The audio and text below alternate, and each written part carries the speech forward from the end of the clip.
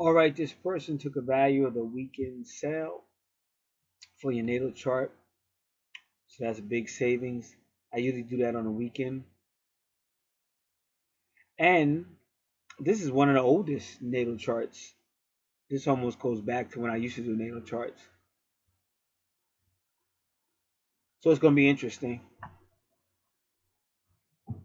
Um, Welcome to Archangel Revelations and Prophecies 444. I'm Gat, your host.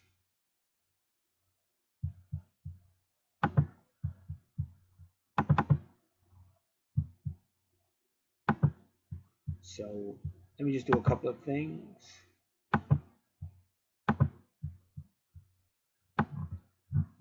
And as you can see, it's coming all the way from Australia. All right.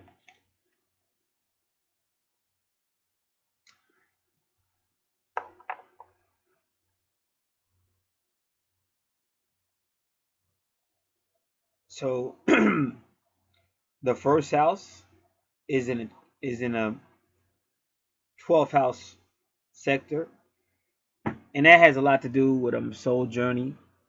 Like when you have the second chart, which will be her twins chart, you can get more answers usually as to why they when I say they, the people who really put all this together, why they put the first house in the 12th house sector, but that is her first house.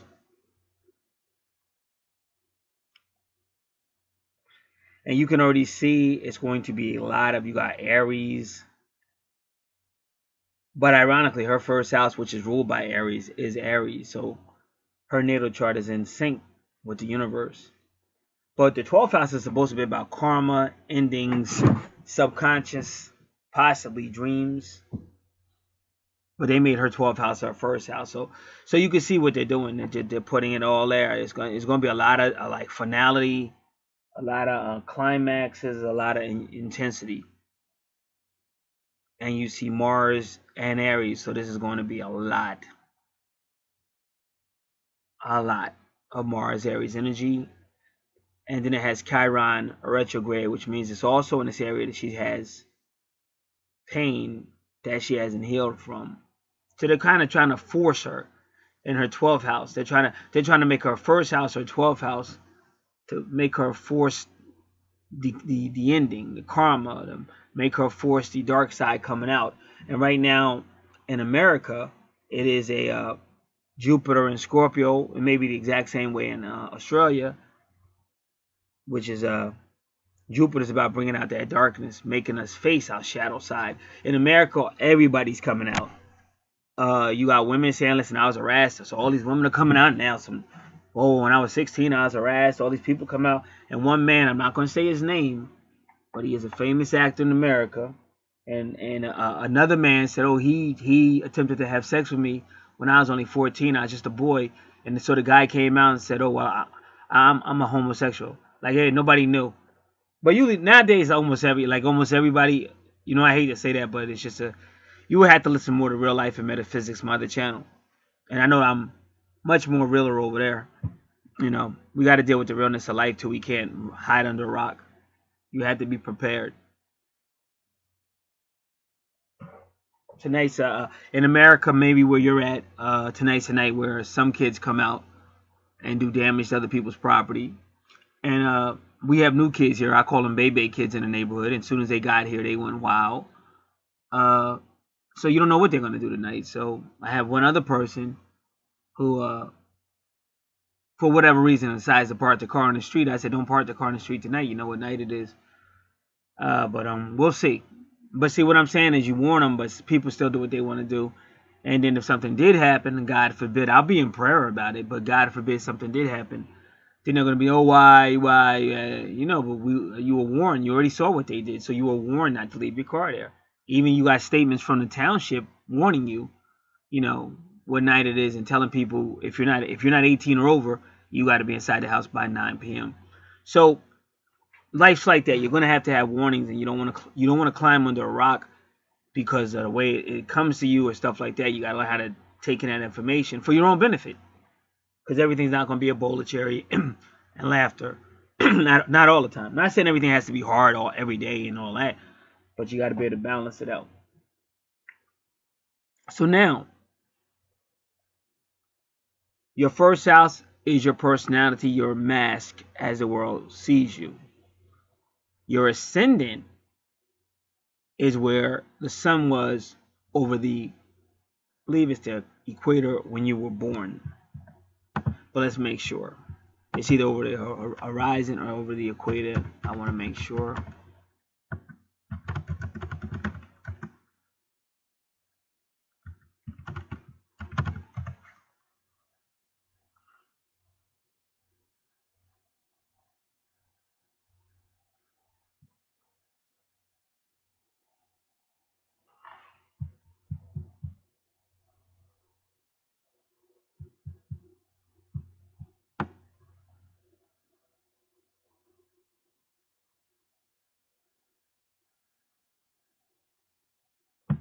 Okay, so I'm at Wikipedia, and I'm going to pull that up.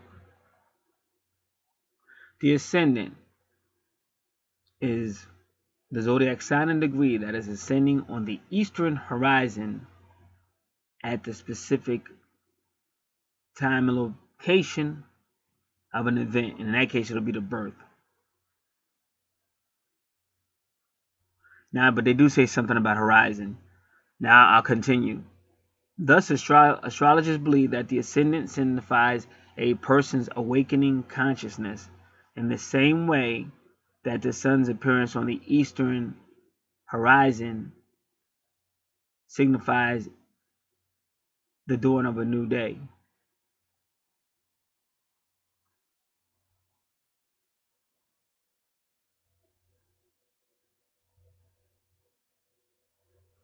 All right, so it is the eastern horizon. And I'm still going to take one further check.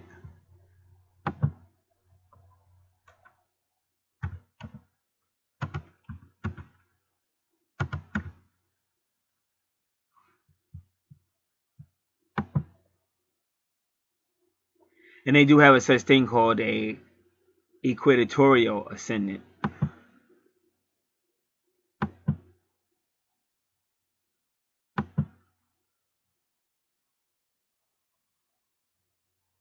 Now they say long and short ascension.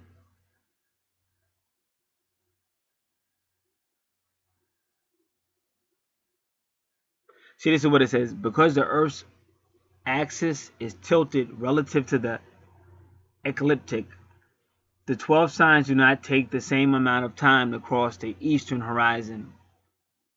At the equator, there is very little difference. But as one moves from the equator, larger and larger differences emerge.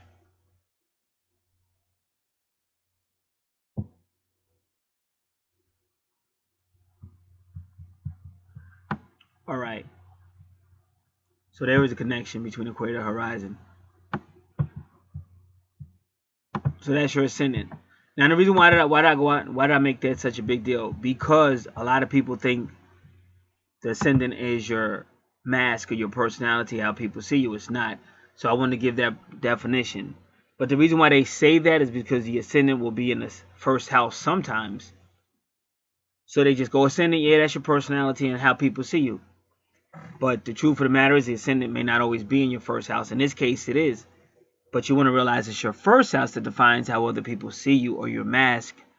And your ascendant is just telling you when the sun went over the eastern horizon when you were born. And they call that your rising sign or your sun sign. So that's, I'm sorry, your rising sign or your ascendant is the same thing. Your sun sign would be, in her case, it's Leo. Where the sun, what constellation, what sign your sun was in when you were born. All right.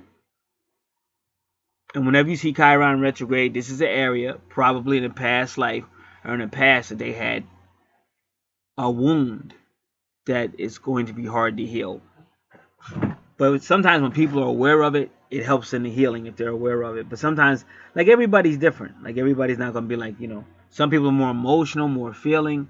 And some people can just kind of like say, oh, that's just the way it is and brush it off kind of and keep going. It's still like somebody like Joyce Myers, she's tough, but you know she's been through a lot, so you know there's pain there. But she's more tougher with how she deals with it. But everybody's not like her. Everybody's different. So then the number 17 is dealing with karma. It's also dealing with the 8th house. So when we get to the 8th house, make sure, like I said, you should always take notes. That's the most important thing. Take notes. A lot of people try to turn this into a...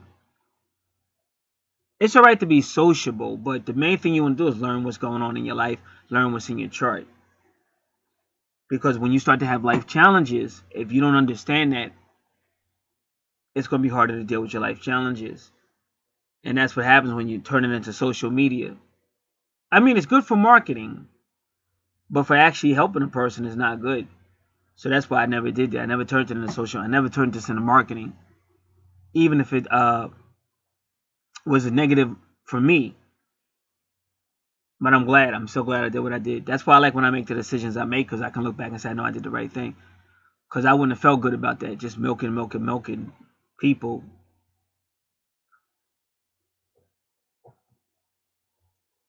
So that's why when you look at your natal chart, it looks kind of complicated. Because it's supposed to be. You're supposed to study it, learn it, and just do the best you can with your life. Because there will come a time when you're going to go through some stuff. And that's why your natal chart will help you get through it.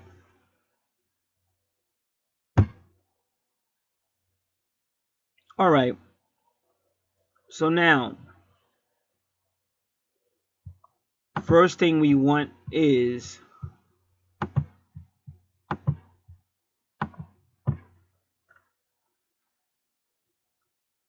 let's just do Mars and Aries first.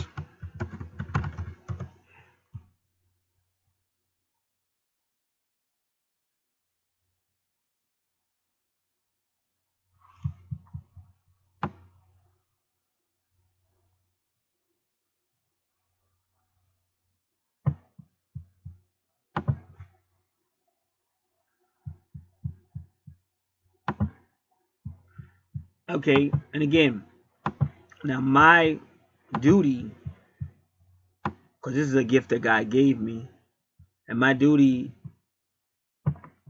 is to give it best I can.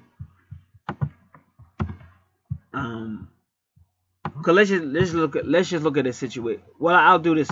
I had another person who had her and her twin both had Mars in significant places. So it was a twin soul situation. So they were breaking up, making up, breaking up, separating, and all kind of stuff. But she was a lot like me. Like, we're not with the BS. And I'm glad I'm not. I don't care what nobody says. I'm glad I'm not with the BS. So she was ready to move on. That's one thing me and her had in common. She was like ready, okay, if this guy can't get his shit together, I'll get somebody else. She was moving on. But that's what motivated him to get his shit together. That's what I try to tell people. Because as long as you're waiting on somebody, they may never get ready. They have to see you moving on. And then all of a sudden they start getting their shit together. That's just life. So that's what she did. So he kept coming back to her. But she never gave up. Like we did it all. I did a lot of readings for her, a lot of natal chart updates. She never gave up. But I liked her from day one. I could tell she was different. From day one, I was calling her the boss, and I don't call too many people the boss. But I could tell from talking to her and everything, she was a lot like me. She's not with the silly stuff. And I don't mean to hurt people's feelings, but at some point you got to take responsibility for your life and do the best you can to get through a bad situation, because everybody's going through something. And me, my doctor is very on point. Always has been. Same doctor I've had for 26 years. He tells it like he sees it, tells it like it is. And he jabbed me up a few times recently, just telling me what he thought and said a whole lot of stuff that's not necessarily true, but that's his opinion.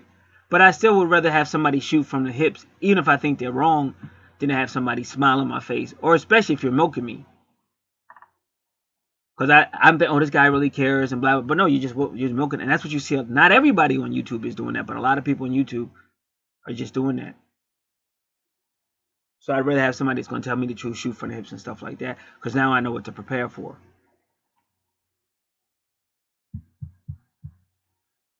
So getting back to this female, so they both had a strong Mars. So after doing many, many readings, and she finally got it. She finally realized, well, okay, if I know he has a problem where he says something, then I say something, then we flare up, then I don't back down, then he leaves and is gone for a month. Maybe I need to just not feed into it. So she stopped doing that, and she said it got better. And then next time I heard from her, she was saying that she thinks she's pregnant with him, and she plans on moving to be with him. So that was the one thing she did, that whole Mars thing. So this is the first house. Now this is alwaysastrology.com. Alwaysastrology.com. Mars and Aries. It says Mars and Aries is impulsive.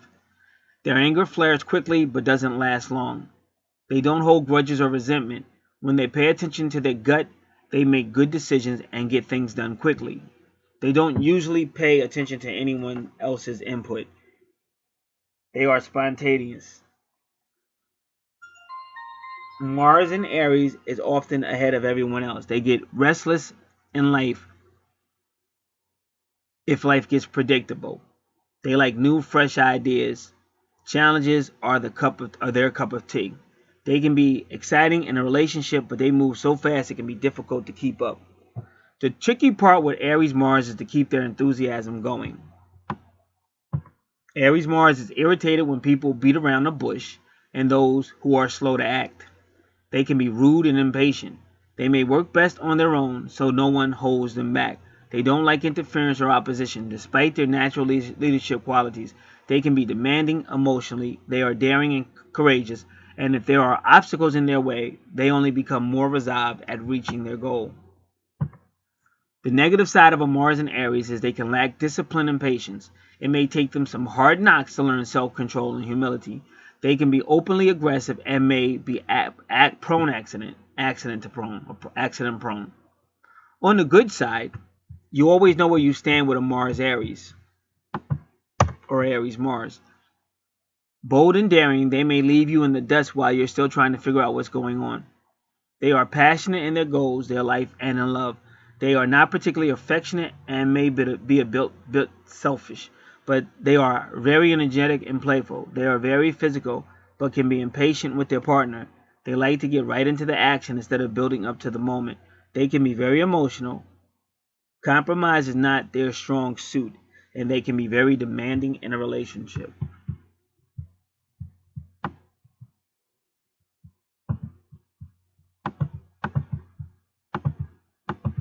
Mars in Aries loves competition and will revel in a fight, but as soon as it's over, it is forgotten and they are ready to move on to the next exciting thing on the agenda. They seek to do great things, but often do not take time to prepare. They may do well in the military if they can keep their focus.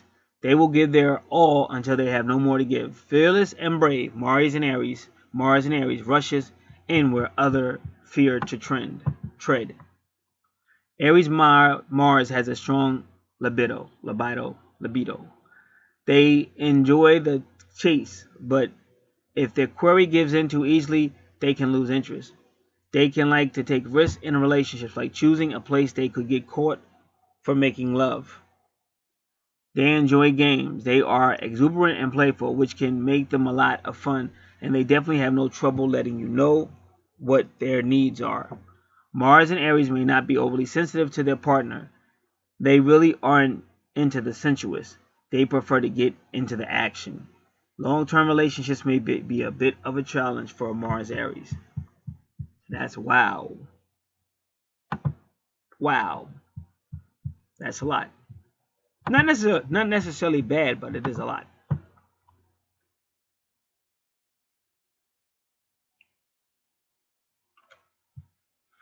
All right. Now we're going to do first house Aries. Now, if this sounds like repetitive, then I'm not going to keep reading.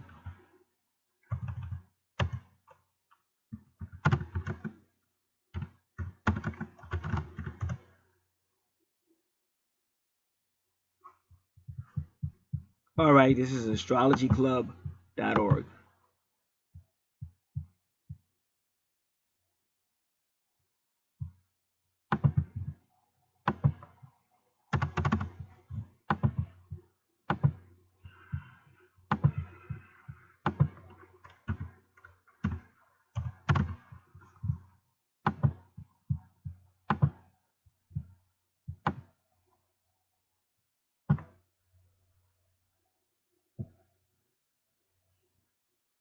The sign of Aries offers the individual good training for a higher and more spiritual life. Because their Aries motto is I am. Through the I am concept of Aries, the individual has the ability of survival and the ability of expression. Here are two energies of different polarities acting on a single center. The energy of Aries can either tear down or build up. On the esoteric level, Aries represents extreme momentum towards growth. Growth is the quality we are looking for in every sign of the zodiac. And this growth will come according to the activities of each house.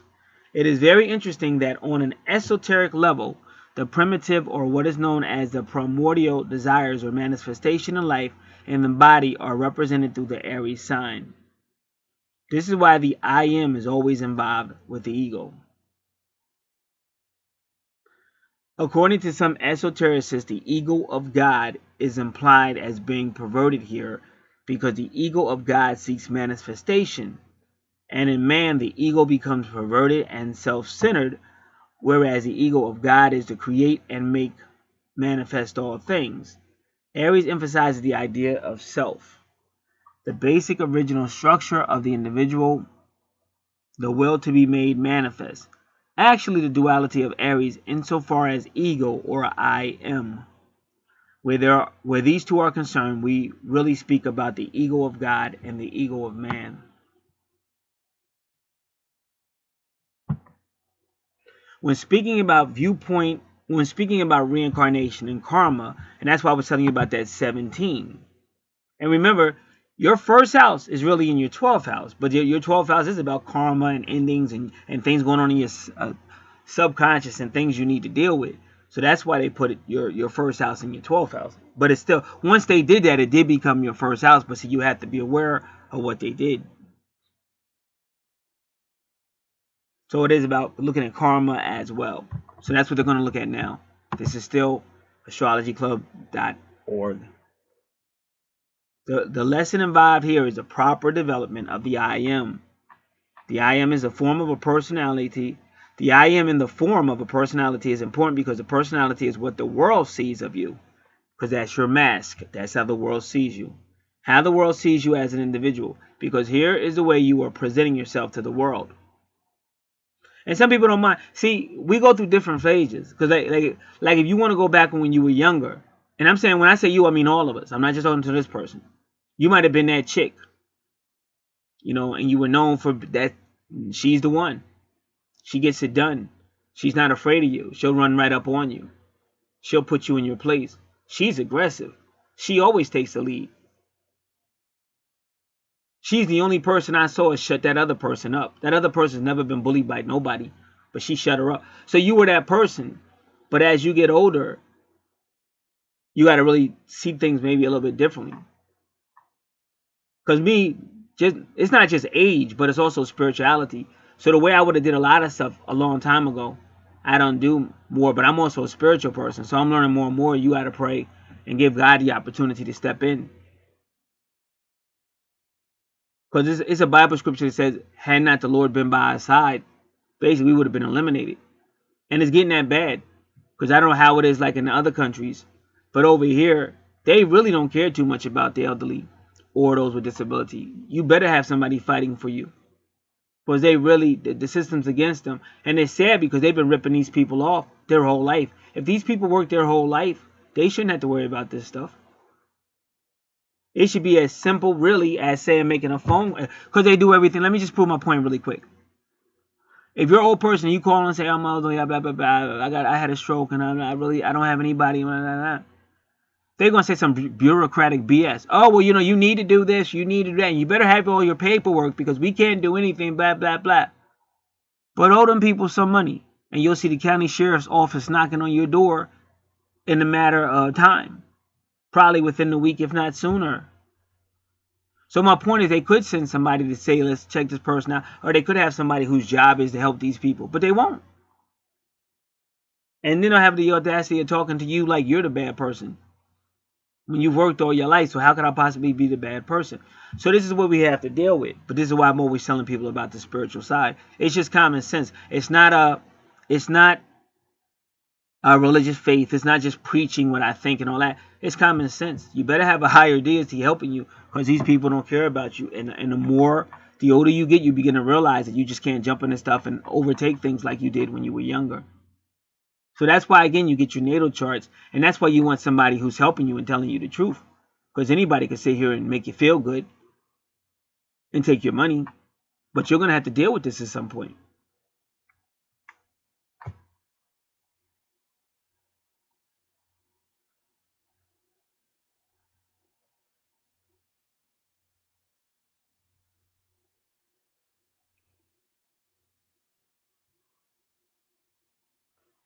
Now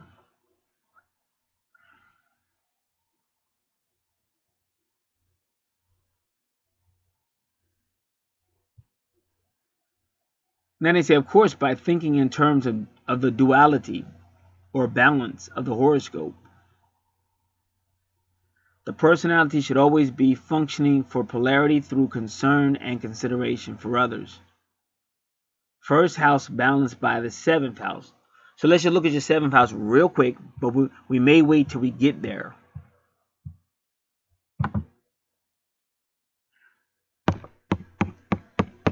So that's why they started talking about balance, because they're trying to show you the connection between your 1st house and your 7th house. And it's wonderful because in your 7th house you have Libra, which is all about balancing couples and partnerships and things like that. But again, we'll learn more about that as we get there.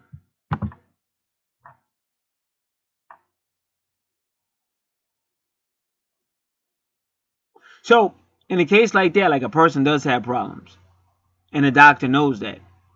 Say the doctor's been treating this person for almost 15 years for it. And the doctor's known this person for 26 years. But now the doctor's acting funny for whatever reason.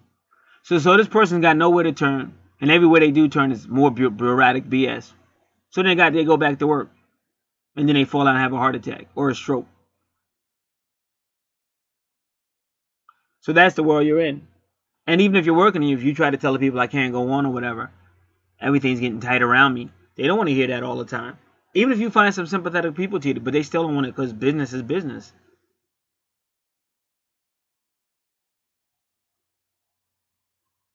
So that's why it makes me laugh that they say some junk like, well, you don't have any income. Yes, I do. All the money you took from me all these decades I've been working.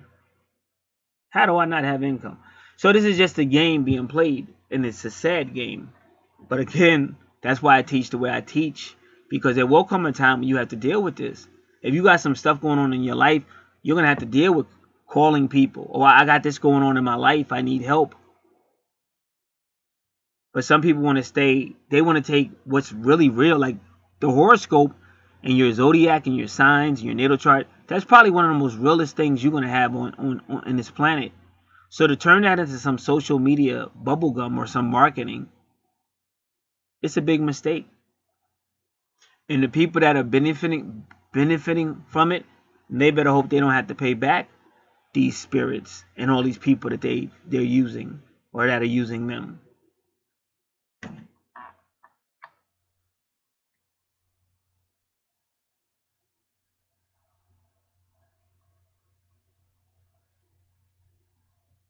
So they're saying this person has to develop through Aries. But they have to remember that the I am personality should not be self-centered, selfish ego, but it has to be ego as it relates to life and to individuals.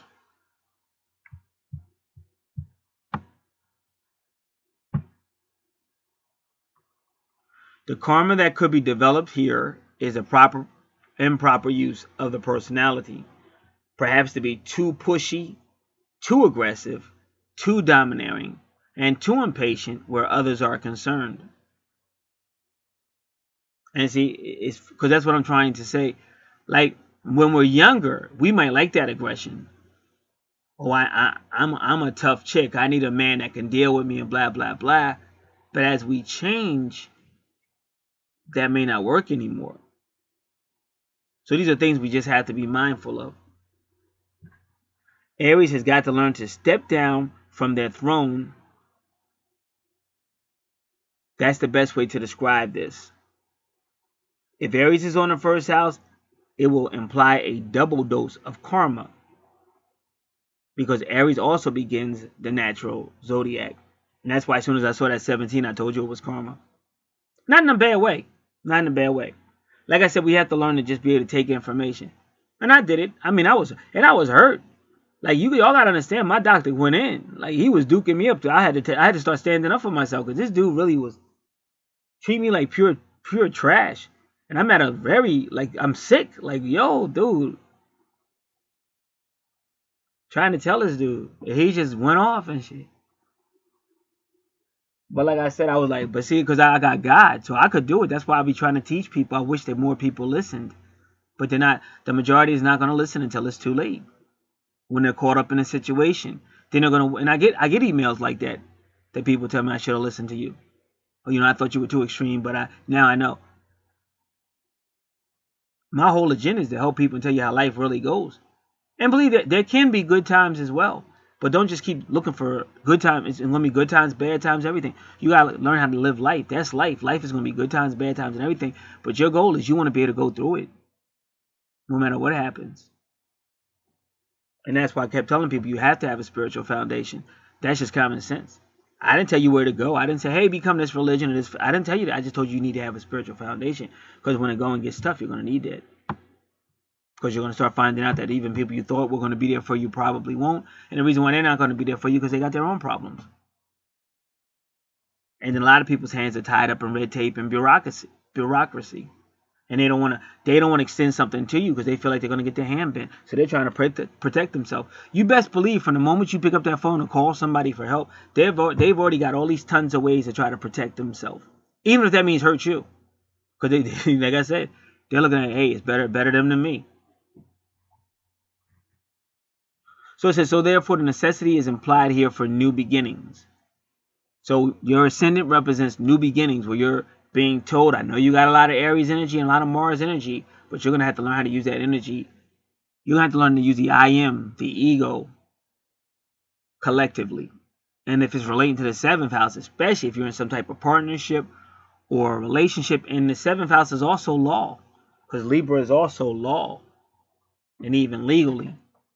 Because when we were younger, we didn't really give a fuck. We were speeding cars, possibly drinking and driving, doing all kind of like they just said, this type of person may even like almost getting caught.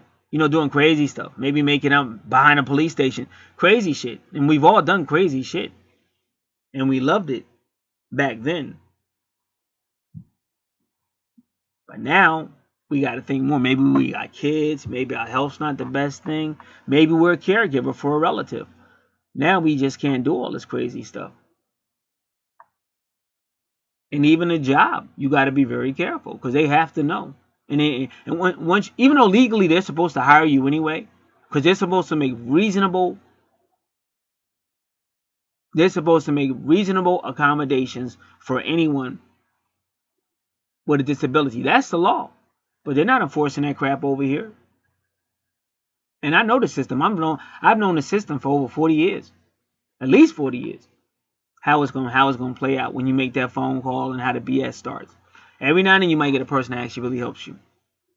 That's why I say you gotta do a lot of praying.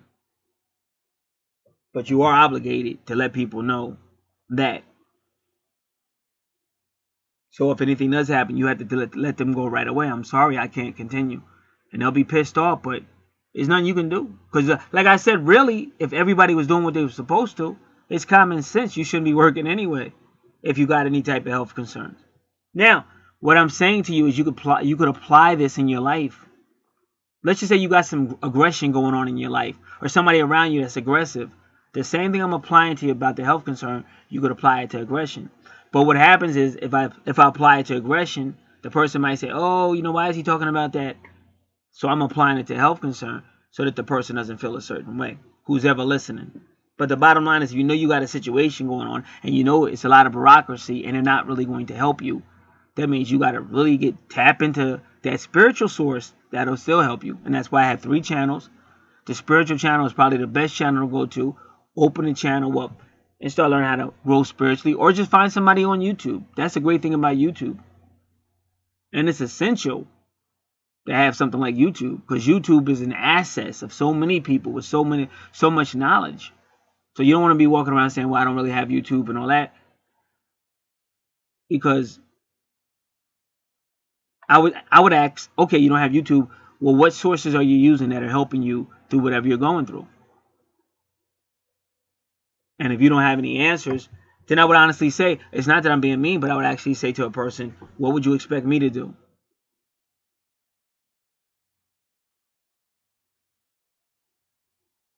So that's the world we're in. I'm speaking from where I'm at, but that's the world we're in. Like you have to really realize where you're at, and you have to try your best to get up to speed with that situation. And it may not be easy. I'm not saying it's going to be easy, because there's people that have done everything and everything still goes wrong. And they prepared for everything and everything still goes wrong. Poor girl was only 22 years old. She was minding her business, driving on in Virginia on whatever they call that, a highway, whatever you want to call it. A 12-year-old kid decides to jump off the overpass, probably to kill himself. He lands on her car and she dies.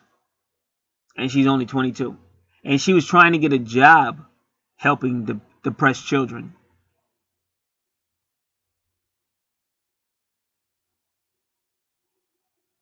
So we just have to be prepared, because that's the world we live in. And everything's not bad. That's why I said when I speak, a lot of times people take one thing I take, but they don't take everything. All I'm saying is be prepared for whatever. And you can never just wait. And you can never just wait and hope. You have to really be prepared for whatever.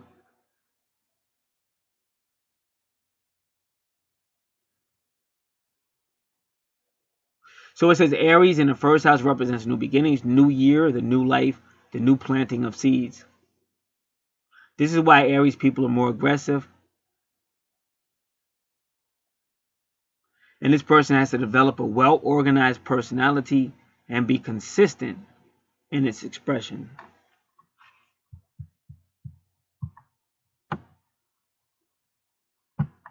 It says that Aries in the first house person must be first. You lead the charge and could care less if anyone else is following you or not. As soon as you are inspired, you are in motion. But you have to make sure that you're not leaving others in the dust behind you, unless that was your intention.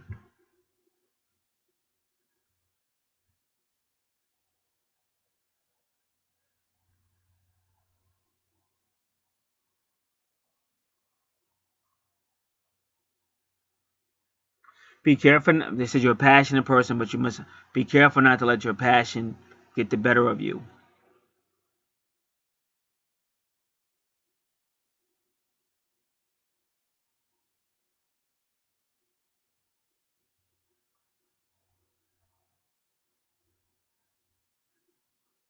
And it says once you do something, you may not be able to undo what you've done. So you have to watch that impatience and diving into stuff. And now, again, those would be the reading that those would be the reasons why you got that Chiron. It probably is that Chiron retrograde, which means something that happened to you that's going to be hard to heal. That's why, probably because of what's in the first house, what we already talked about.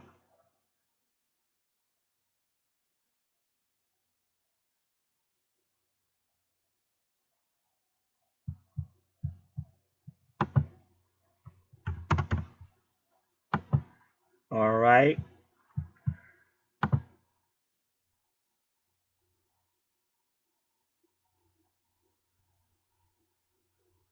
Okay, now Taurus in the second house.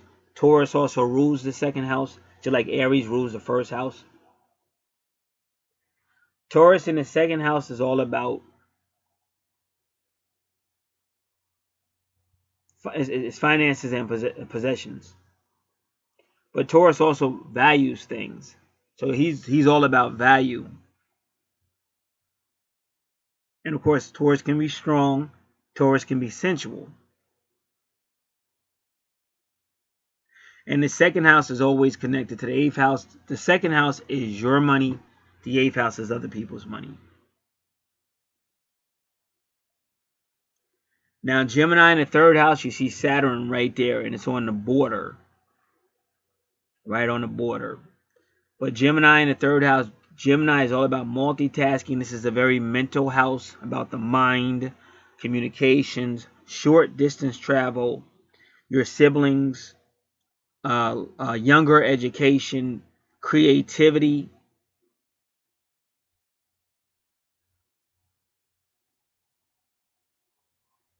So we can go Saturn in the third house. And it's also in your fourth house, but that's interesting because, see, your fourth house is Cancer, but Saturn rules Capricorn. So whenever you see like a Cancer Capricorn connection, this is a unique person. But if you knew the history of Australia, that's a very esoteric location. A lot the history of Australia is very esoteric.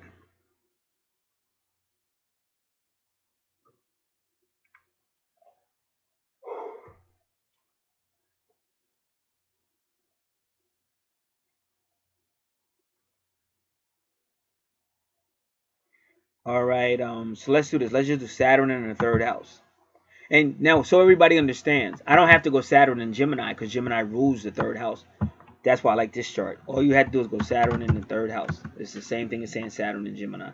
It's the best of both worlds. It's like I understand what I'm saying because I do this all the time.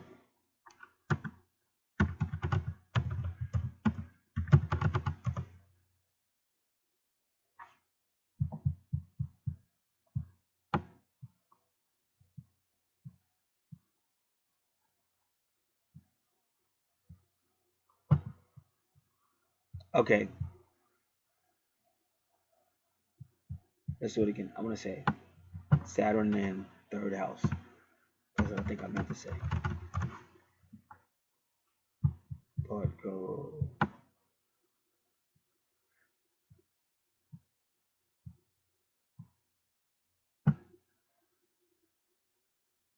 All right, this is myastrologybook.com. They're usually pretty good. Yeah, this time he gave a lot of information. Because sometimes they don't give a lot of information. That's why I said they're pretty good. I mean, they're really good when they're good, but sometimes they don't give a lot of information. But this time they did, so I'm going to use it. The third house represents understanding through information and what we know as a result of interactions within our community. Now, community is neighbors, siblings, short journeys, letters, news, rumors. But it's the people you hang out with as well. This house rules our rational thought and conscious mind and memory and speech and early education and environment, our writing and communications, dexterity and taken for granted skills, explorations, investigations, inquiry, and research of all kind. Planets in the third house describe the quality and quantity of our mental and nervous energy. And remember, so this chart is looking over this person's whole life. So don't just apply it to right now. This is looking over your whole life. So remember that. With Saturn in your third house, your education may be interrupted. So I don't know if your education was interrupted or not, but you'll be an eternal student seeking information your whole life, which is good.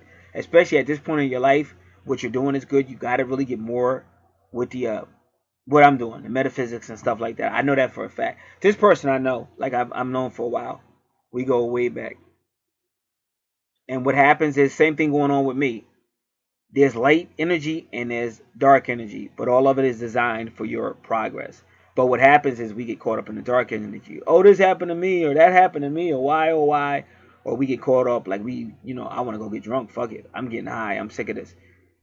I'm sick. I need to get sex. And we get caught up on that energy. And then we get caught up on that energy alone, we actually damage our growth. So that's what the third house is talking about. So what we have to learn how to do is to stay focused. Even if we're taking baby steps, we have to learn to stay focused despite, because that's a normal desire to run away.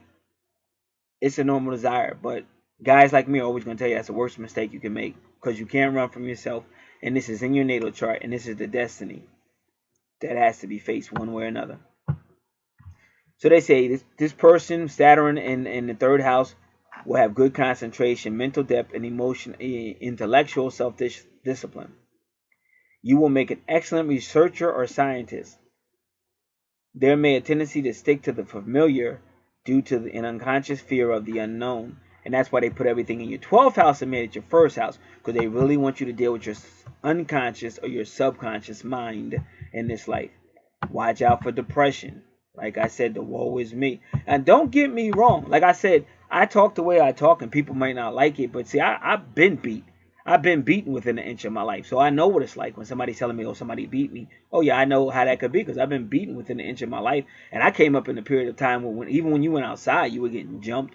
I've seen violence my whole life. But you can't just you just can't look at that, because you still have the opportunity to do something with your life if you choose to. Because somebody can keep talking, oh, you know, when I was 3 years old, blah, blah, but you're 40. You're 40, okay? You're 20. I understand. I'm not minimizing anything. I'm just letting you know. You're 20, you're 30, you're 35. We can't keep saying, oh, Baz, you know, back in 1972, somebody hit me, and ever since then, hey, but that was 40-something years ago. That was like, was that 45 years ago? What are you talking about? We can't, we can't. And even if it's more recently, now how can we deal with it? How are we going to deal? I know it's hard, but how am I going to deal with it? Maybe you need counseling. I mean, you got to do something. But we don't just want to sit there and depress out, get high, and run and escape. Because the same problems are still going to be there, and it's going to be worse. It's going to be worse. So that's what it's saying. Watch out for depression. You don't waste words, and communications tend to be short and to the point. There may be some weaknesses in the lungs with the placement of Saturn, and be careful about smoking. So again, it's saying watch that smoking, and be mindful of your lungs. So if you can get a doctor. See, that's why I said about growing up. Sometimes you have to find out, do I have health care? Is there a way I can get affordable health care? Some of these things you have to think about, because I wasn't even thinking about them. And that's how I'm getting smacked around now.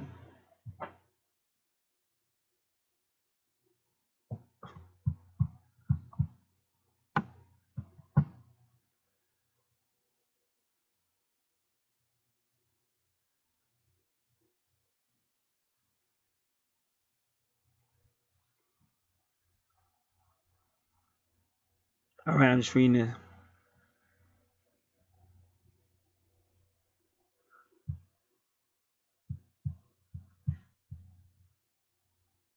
So now your Saturn pretty much is on what they call the dark side of the 4th house. And we'll learn more about that. And its influence will be felt in the 4th as well as the 3rd house. Because, yeah, that's why I just said whatever I just said in the 3rd house is also going into your 4th house.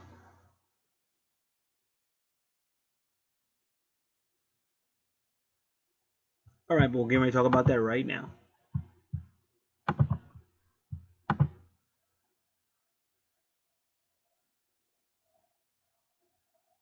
Now, your Saturn is conjunct your Mercury, but the good news is,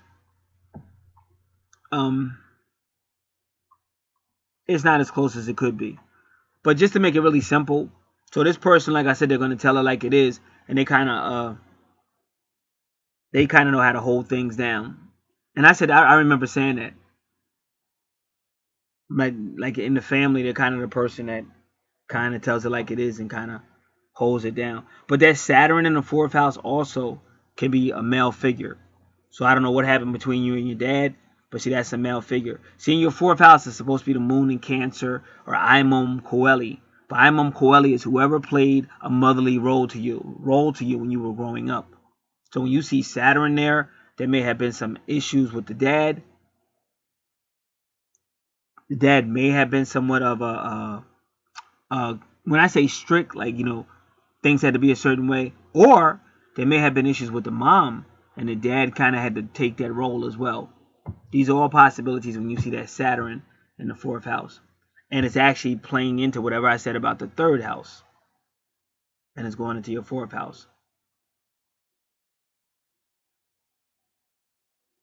All right. So your fourth house is about, say, teenage education to adult education, property and real estate, family and ancestors, your heart, your vehicle, and travel. That's all going on in the fourth house. We already explained the Imam Kweli in your subconscious mind. And your fourth house is ruled by Cancer, who is ruled by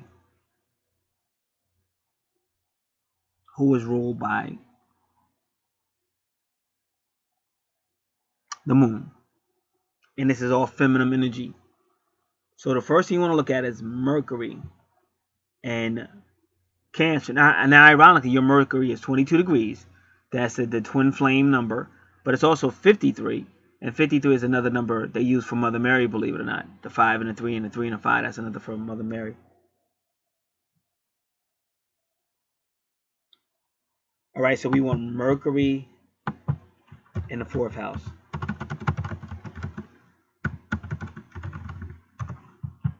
And I'll be back in a moment. All right, now we're going to continue.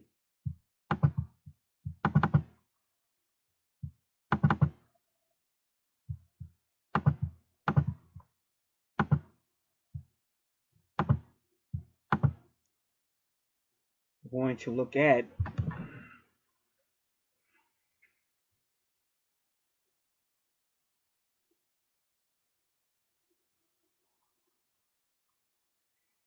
Saturn in the fourth house.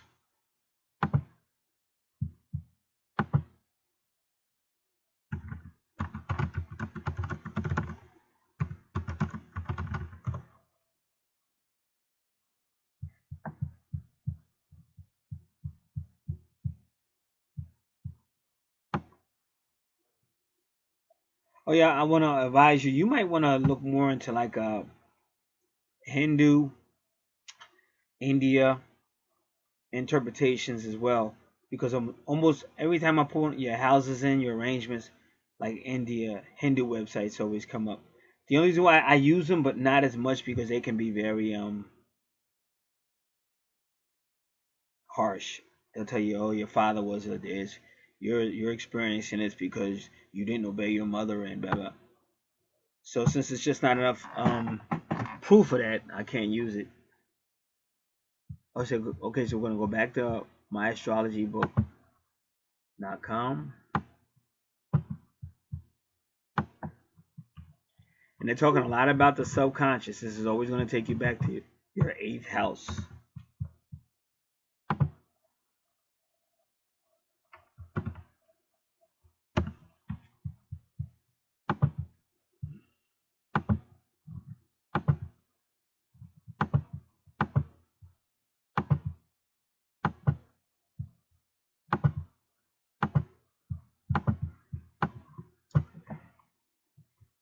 Your emotional foundation and subconscious self-image based on earlier childhood experiences are established in the fourth house.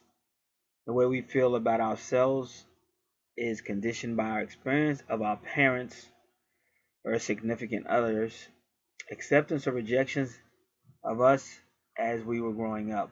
From those experiences, we develop our sense of belonging and our capacity to receive, and a sense of alienation and a difficulty of frozenness and receiving. The fourth house rules the home, our family, as a child and as an adult. Because as an adult, you of course have your own family. The nurturing parent and our early experience of being nurtured. They're talking about the mother, which is usually the moon, which rules Cancer, and that's all about nurturing. Our most personal and intimate life, real estate and property, and our heritage and ancestry. Here is where we send down roots and establish a base of operations, finds our limits, and generally secures ourselves. It is the end of any searching we might have done in the third house, and thus rules the latter part of our life. So this is talking about the later part of the life. A planet here indicates the need for a stable emotional base in order to fill the needs of the house it rules.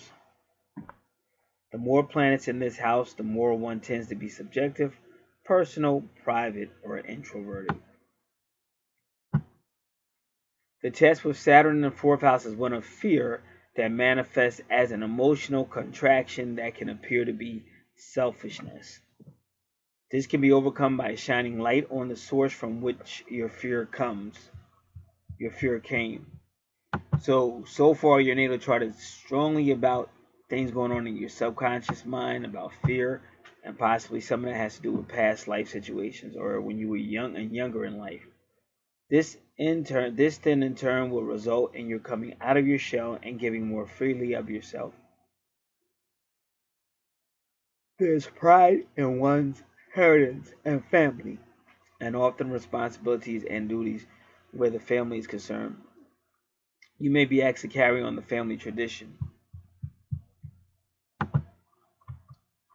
A tendency to live in the past and possibly a strong attachment to your mother make it difficult to leave home. Or made it difficult to leave home if you're still there. But you'll be happy away from where you grew up. Problems with ulcers and indigestion may occur due to withheld feelings. So they keep warning you about health problems.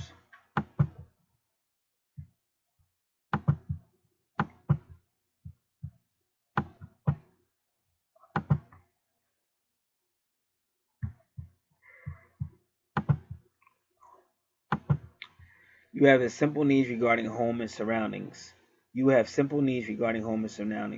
Yet it may be difficult for you to send down roots, build a home base, and feel secure.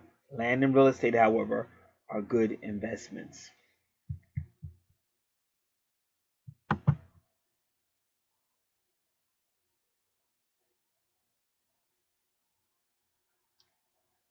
Mercury in the fourth house.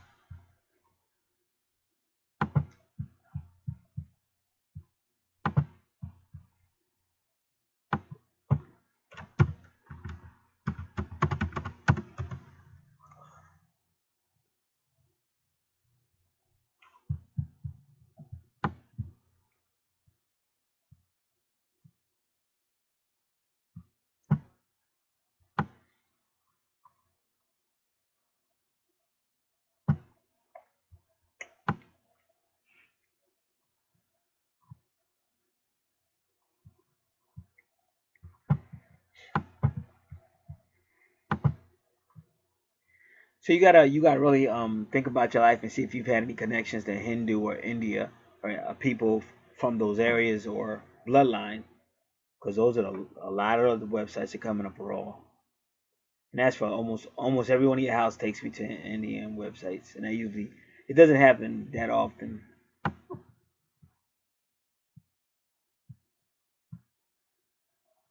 All right, this is astromatrix.org.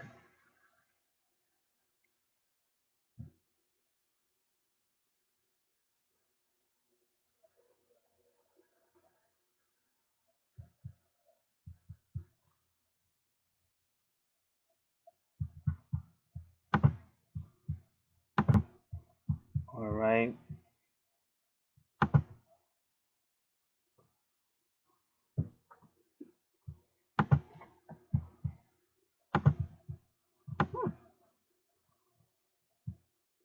I can't believe it. Astro Matrix usually gives you like real long uh information. It was real brief.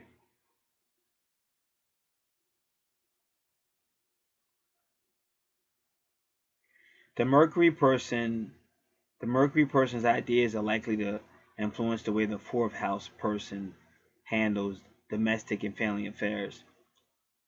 The fourth house person's family conditioning is likely to influence the mental attitudes of the Mercury person. In some cases, you will stimulate each other others' interest in things connected with the earth itself and in general environmental ecological concerns such as gardening, family, and other things related to land use. So this person was going to do something with the land. I remember they were trying to do something, a gym type. It might have been like a metaphysical gym type idea. So we see that. But since that was so brief, we have to do Saturn conjunct Mercury.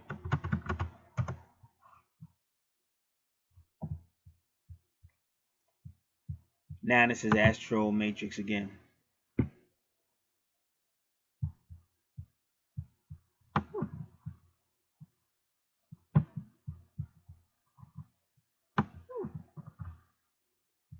Much more information.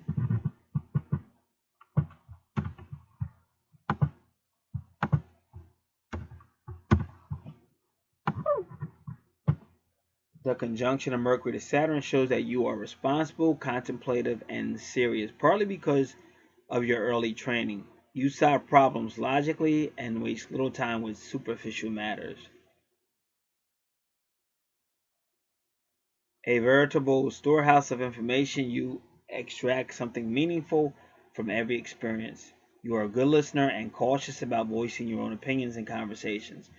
Rather than indulge in fanciful dreams, you prefer to apply yourself to goals that are well within your reach. You are sometimes pessimistic and may become severely depressed when you face reversals. Your professional interest could be in mathematics, drafting, engineering, architecture, teaching, or politics. Because they are kind of telling you, with Saturn in your fourth house, they're kind of telling you that in your home bringing and light and family like type bringing, you're already being prepared for what could become your career. Because Saturn rules Capricorn.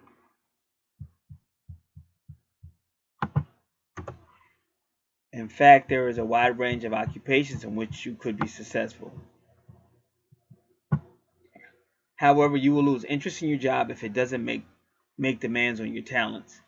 But if you know your own efforts are appreciated, you will make enormous contributions. As you tend to be a loner, you would work better if you could set your own pace.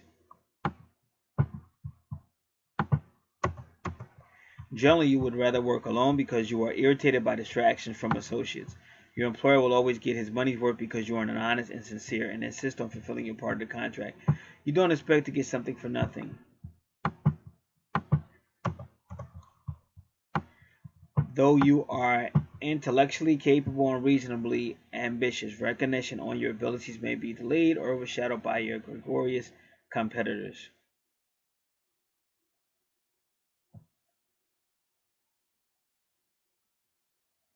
Be especially careful not to let your coworkers pick your brains. You are so eager to demonstrate how things will be done that you unwittingly divulge information that you should keep in reserve. And that's great advice because that happened to me a lot. Because all people just take your advice and they get paid for it. But sometimes if you offer it up, you don't get paid for it. So you got to really learn how to be, when you're dealing with people, you got to learn how to realize these things. Because it matters, because it's unfair of you to actually do the work or come up with the idea and not get paid for it. But that's what's going to happen when you're too naive or too believing and forgetting how dark people can really be. However, don't be afraid to speak up when you have a good idea. If you're shy, get someone you trust to present it for you. Because of your air of indifference, people may think that you are not interested in social contacts. Actually, you are unusually engrossed in deep thought triggered by something said earlier. You may be absent-minded at times. Even in large gatherings, you may become so disassociated that others do not realize you are there, nor do you. You need to be able to confide in someone close to you whom you can trust. Your romantic interests are simulated by a person who is mature, honest, sincere, and responsible. Tradition and customs represent security to you and you respect them. Your religious beliefs are probably the same as your parents and reflect your childhood training. You resist change unless it can be proven to be an improvement over the past. Unless you take time to unwind often, you will invite tension. Take frequent little vacations and just waste time doing nothing productive. Try to look at the bright side and learn to laugh at your own mistakes. It's essential to avoid becoming morbidly obsessed with the big, important issues. All right. So there you have it.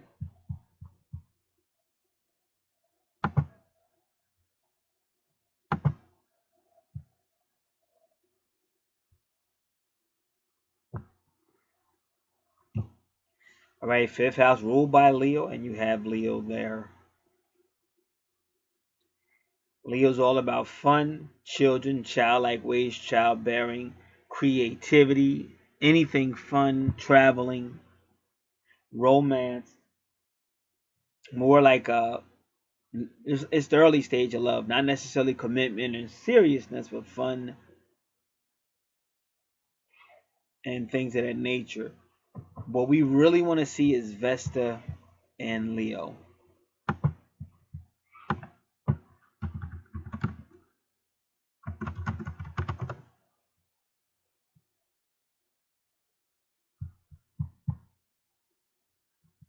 All right, we're gonna do alwaysastrology.com. We want Vesta and Leo.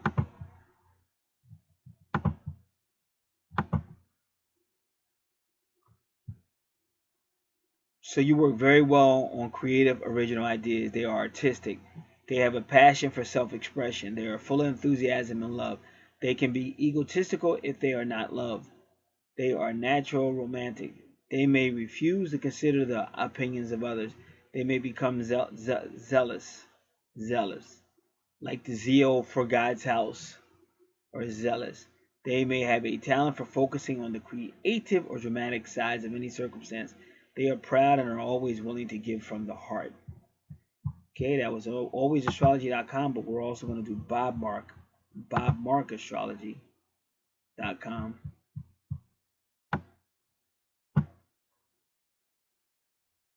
Wherever you see Vesta, you do have to be careful because you can burn out or become sick. And they keep warning this person about health problems. Now, Vesta can affect sexuality. It can affect your sexuality because the fifth house definitely talk about sexuality. But it can also be a spiritual sign, so a spiritual asteroid. It can also be small compartments,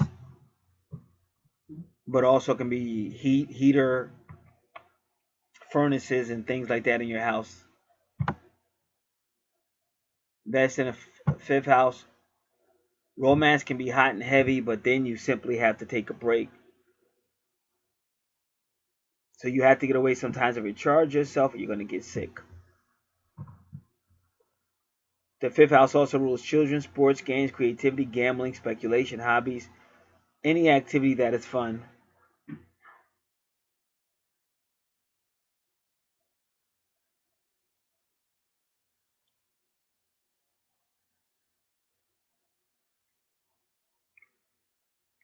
So you have to withdraw and recharge, otherwise you will get sick.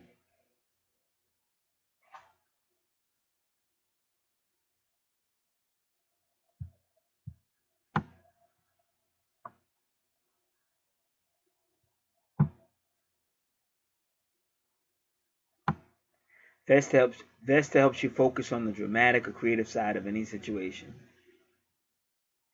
Now, because you have Vesta in the Sun and your Vesta conjuncts the Sun, it's an harmonious aspect, and it means that the ability to focus will become more naturally to you.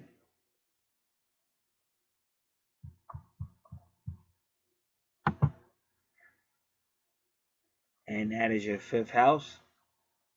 Now you have Leo in your fifth house and 6, 7, 8. Scorpio in your eighth house. Give me one moment.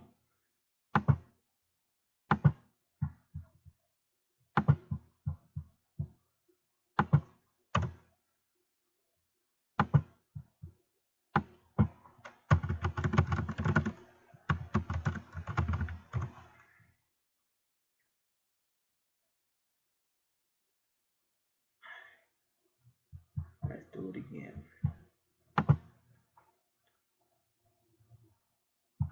All right.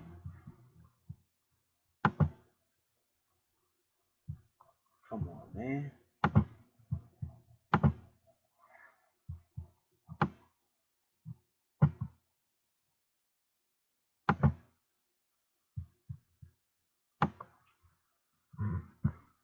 All right. look at that. We'll look at Leo in the 5th house, Scorpio in the 8th. And it's important to note that in Scorpio, you have Palace and you have the vertex cross. The vertex means you're going to meet someone important there. That could be your soulmate, an important event, or even important like a breakup. But it's something significant will happen in the 8th house. So we're also going to read the 8th house, everything that's in there, before we read the 5th house. And I'll be back in a moment. All right, now here is your 8th house, which is ruled by Scorpio, and Scorpio is ruled by Pluto.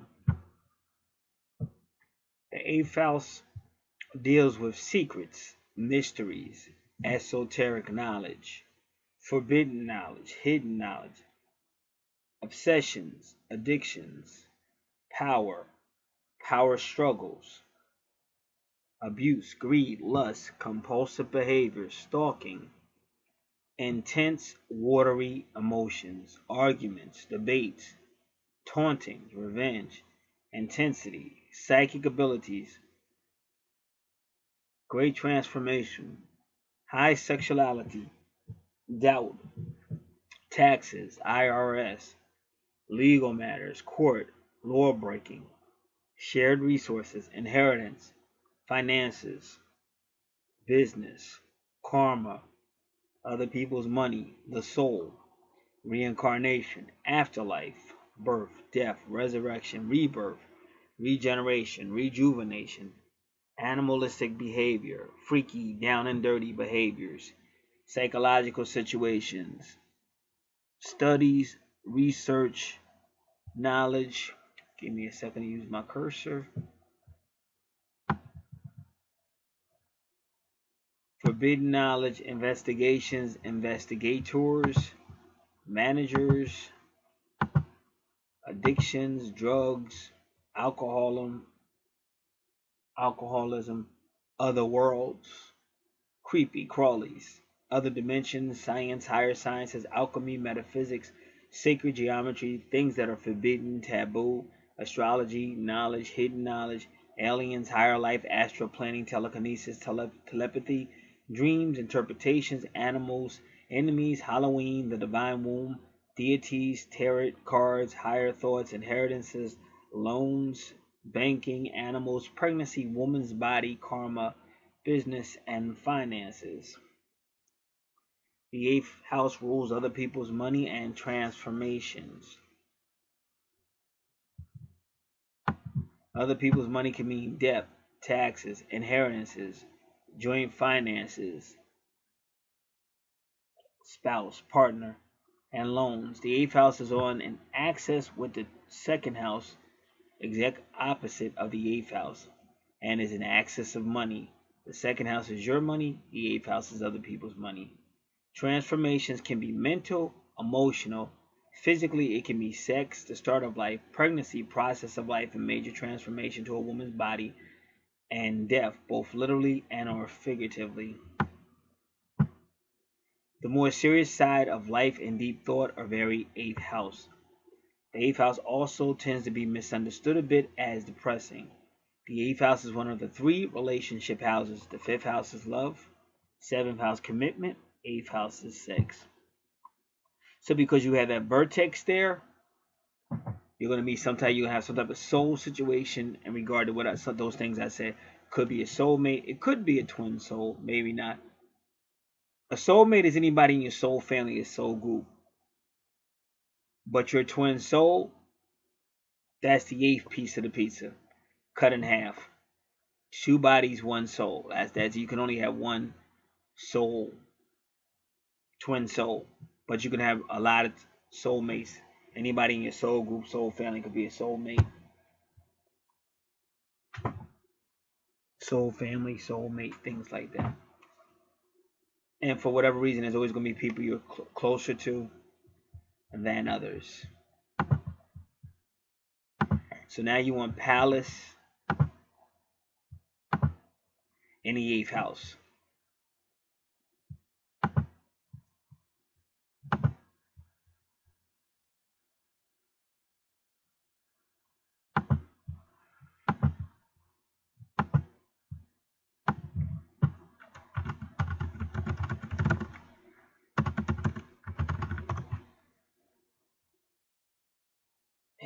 Bob Mark Astrology again.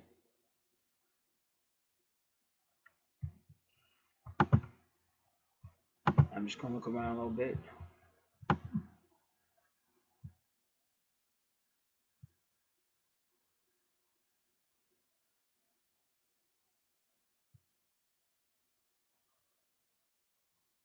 They say Pallas is the goddess of creative intelligence. So this person is very creative who requested this, and then the person, their soulmate in the eighth house will probably help them one way or another. Even if they just inspire them, they might collectively help them because it is about shared resources, or they might inspire them.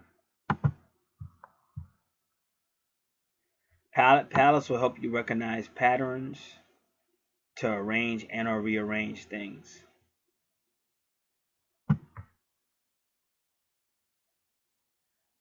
This is a good placement, Pallas in the eighth house, for those engaged in healing professions, including therapists,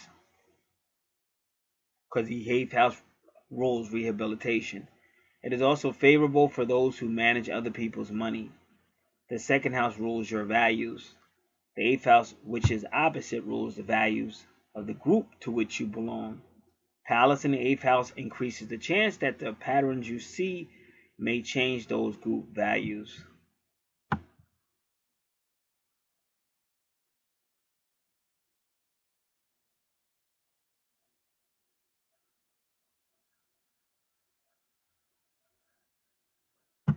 Pallas in Scorpio, a really good placement for a therapist, detective, spy, or criminal. Scorpio loves to go deep into the underworld and come back with riches. If there is a subtle, secretive way of solving a problem, you will be the one to find it. Pallas in Scorpio can also make you obsessed with finding solutions to problems or figuring out a secret and obscure pattern. Of course, it's also good to finding the best way to heal and rehabilitate, and is excellent for helping others manage their money or resources. If the rest of the chart agrees, there will also be the potential of changing the values of any group that you belong to, including the society in which you live.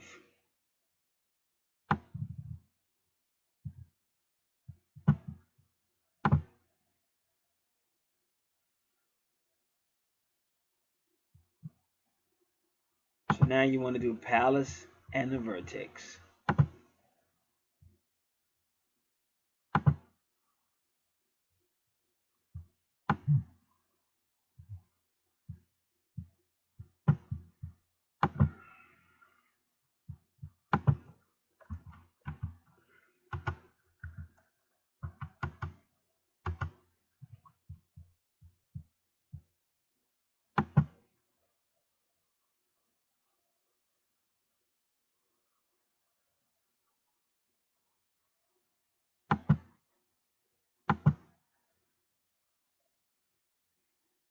All right.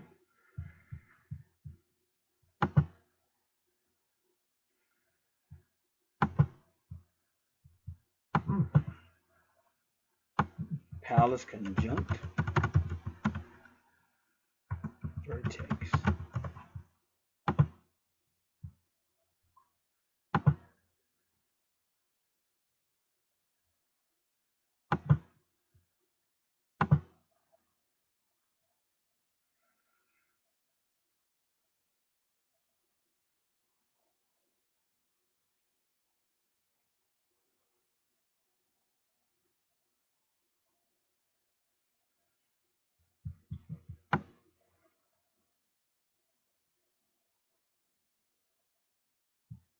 Okay, so they're not going to really give us that one, which is fine. Let me change this to Pallas aspect vertex. I want to make sure. Okay, let's change this because we want to change that I to the E for the vertex.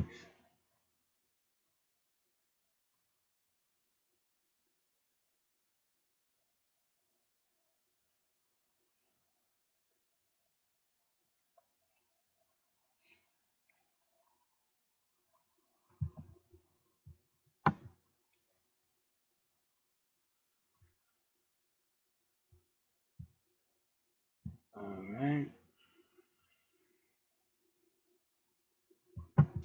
Okay, so we don't need it. We already covered most of it.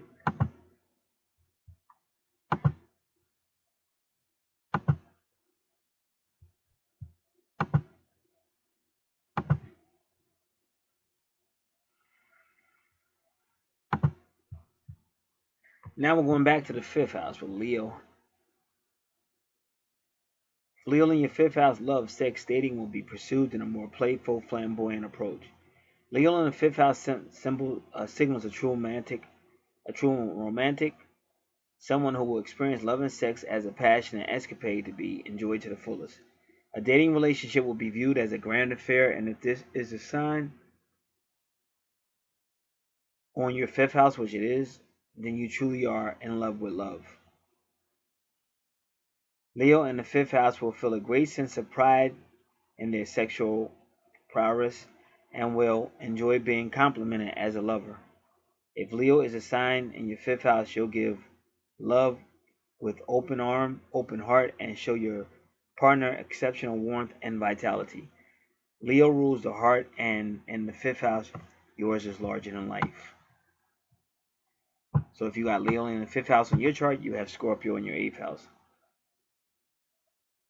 With Scorpio in your 8th house, then your approach to love and intimacy will be as extreme as it gets. You have a way of intuitively knowing what your lover wants in bed, so this placement can make you a scintillating lover. However, at the same time, with Scorpio in your 8th house, you might be extremely adept at using sex as a weapon if you try to control or manipulate the one you're in a sexual relationship with. Still, with Scorpio in the 8th house, you'll have a loyal, sensual, and deeply profound, intimate life since you're easily able to provide a level of intensity to your lover that is unsurpassed. You're not afraid of anything taboo in the bedroom, and with Scorpio in the 8th house, you yearn to reach transcendental heights in sex. Sex regenerates you in a profound way. So that's what your soulmate will be helping you with in your lifetime. And again, when you're doing this chart, it could have happened in the past, it could be happening right now, or it may happen in the future. This chart is covering a person's entire life in this life.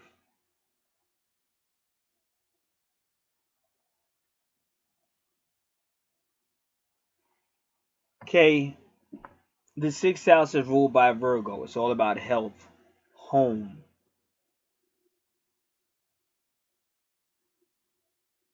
service, daily duties.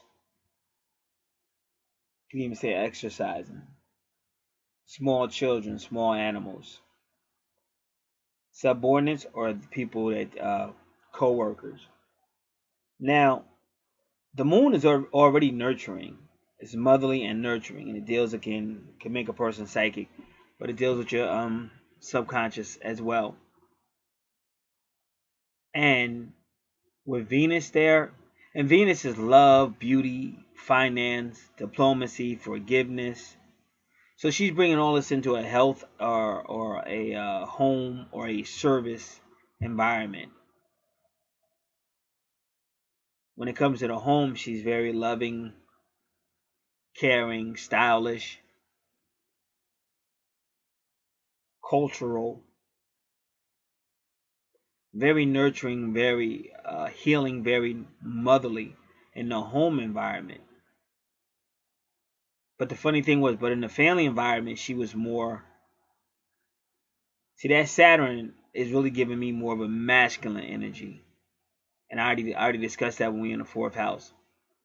But it's more like someone who's basically kind of like saying this is the way it is with standards, and probably the pushing or being pushed into like education and stuff like that. So whatever happened between her 6th house and the 4th house, for some reason in the 6th house she became more nurturing, more concerned with the home and stuff like that.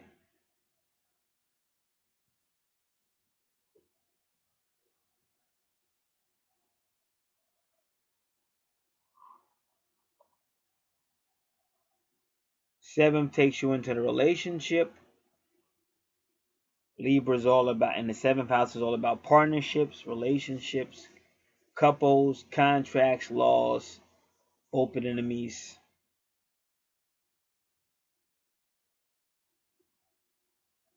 So Pluto in the 7th house.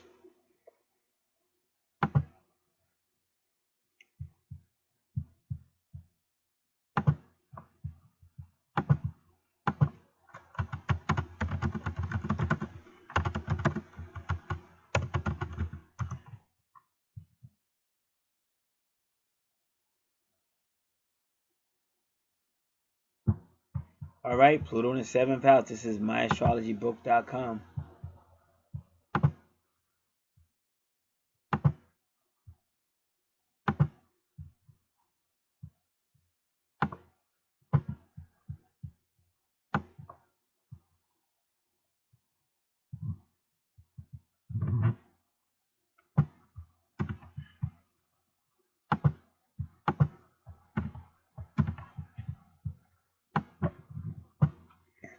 The purpose of the 7th house is to bring about greater self-awareness through relating to what we experience as being outside of ourselves. The purpose of the 7th house is to bring about greater self-awareness through relating to what we experience as being outside of ourselves. So what they're taking you back to is your first house, because in your first house was a high intensity for I am, about me. But once you get to that 7th house, and always remember, Mars used to rule Scorpio, but now Mars rules Aries and Pluto rules Scorpio.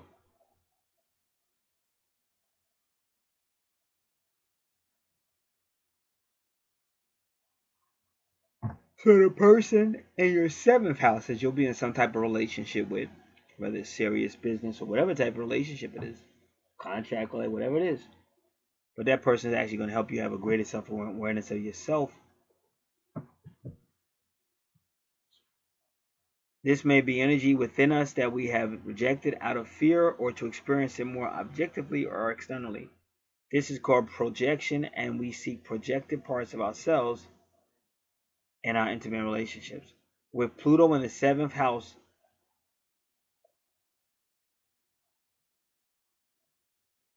the house with Scorpio on its crux shows the areas in your life that need relationships to bring them out. So that's why you got that soulmate in the 8th house, but they're also helping you with your 7th house, and this person is going to bring out areas of yourself that you can be aware of. And that's why it's easy to just get upset, because we don't understand this. All of us do that. But really, if that happened, if your twin or whoever it is comes into your life and you're really upset, they're actually coming to show you things in yourself that you have to become more aware of.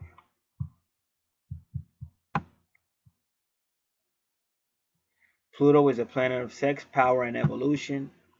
So when it's in your 7th house, your intimate one-on-one relationships are the arena of your personal growth, transformation, evolution, and aspirations for power.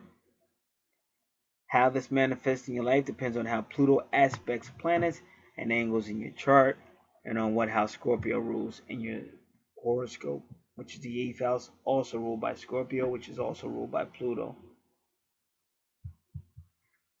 So like I said, this will be a very intense soul relationship she's going to have. Patterns in the 7th house generally symbolize projected energy. That is your own energy that you deny yourself conscious use of. In the case of Pluto, the self-denial causes you to seek out powerful, intense individuals to provide you with what you sense is rightfully yours, that which you know you deserve and want to live out. But because you deny these energies to yourself, being up against someone who has what by right self-denied is yours can make you angry and jealous of the other and what he or she has.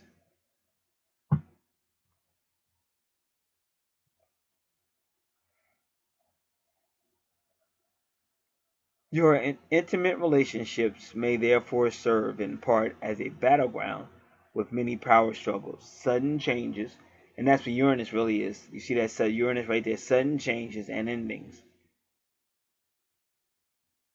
The trines and sextiles of Pluto indicate experiences in which you can learn about the use and abuse of power from your partners with such intensity and potential explosiveness. It would be helpful to examine your motives when you enter into a relationship. There's a lot of unconscious energy here, and you may need to compromise. You might need to learn to compromise and not dominate your partner so much. On the other hand, you may need to become more.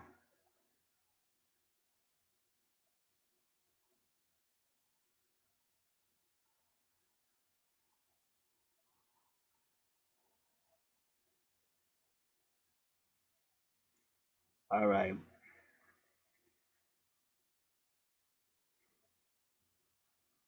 It would be helpful to examine your motives when you enter into a relationship. There's a lot of unconscious energy here, and you may need to learn to compromise and not dominate your partner so much. On the other hand, you may need to become more aware of your partner trying to dominate or control you. It can work both ways. These things are not intrinsically bad, but they are just a particularly intense flavor with which you become intimate. The issue is to become more aware of who you are and what unconsciously drives you to do the things you do. The long arcs of your life. Each human being has his or her flavor.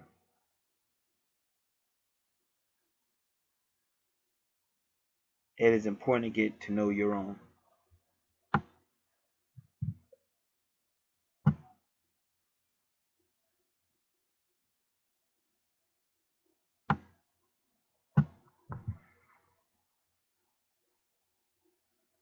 All right, let's find out where your Pluto is.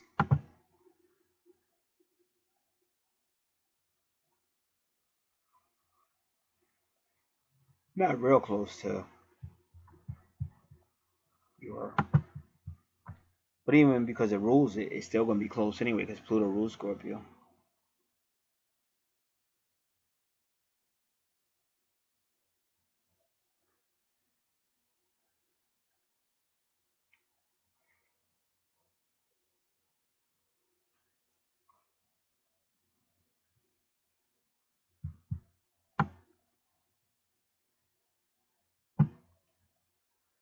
All right.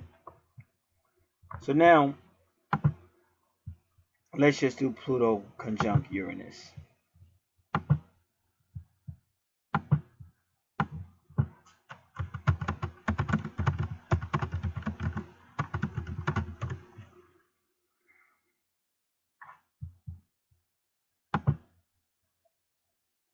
This is astromatrix.org.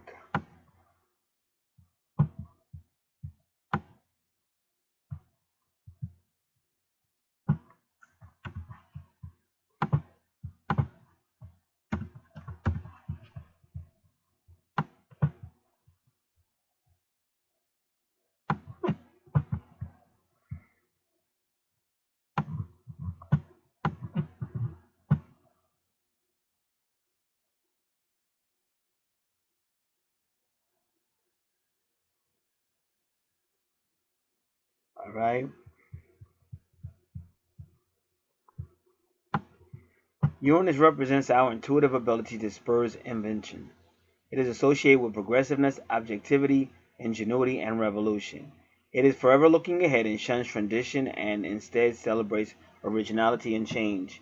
In your chart, the position of Uranus and the planets' aspects will indicate what areas of your life need to be redefined as well as challenged.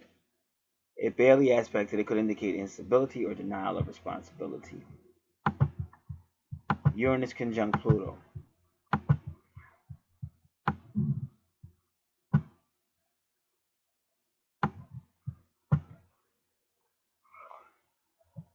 The aspects of Uranus to Pluto tend to be socially and generationally oriented, and the qualities, tendencies, and attitudes associated with them are those which give a distinct conditioning tone to society during the period of the aspect. The conjunction is quite rare, being made the last time around 1848, a time of social revolution in Europe and a time of great civil unrest and social change in Europe and America, and occurring again in the period of 1963 to 1968. That's President Kennedy and those Moors. The influence of these potent, transparent planets is likely to be radical and far-reaching, setting a trend for the following century to develop and integrate, one which required a long period of time for society to assimilate.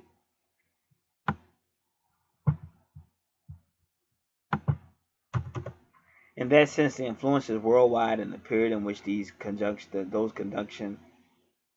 close conjunction is made should be carefully analyzed to perceive the essential thrust of the directive energy and the emergent trends for social development over the next 100 years. With the cosmic periodic releasing of such powerful energies, the human reaction to them is varied and often polarized in response.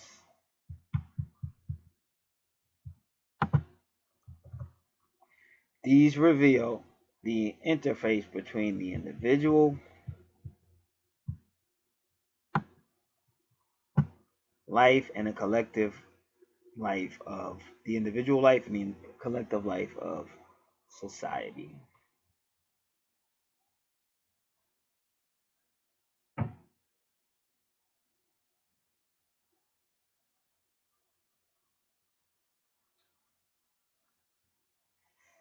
It is as though from a multiplicity of sources, a new alluring voice is rising, which is revealing new approach to life for society to absorb. So that's what's going on right now. With Pluto is in Scorpio, so anything is shadow, dark, hidden, subconscious. Jupiter is in Scorpio right now. It's bringing it out. But if Jupiter is in Scorpio, it's still going to be dealing with Pluto as well, because Pluto rules Scorpio.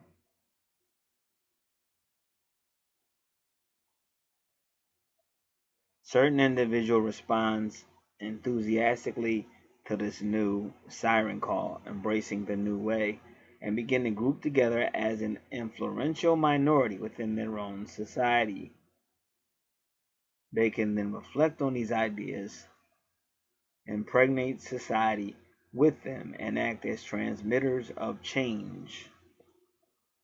Broader social reactions to the new way is often slow, apart from the inevitable reaction against the new trend.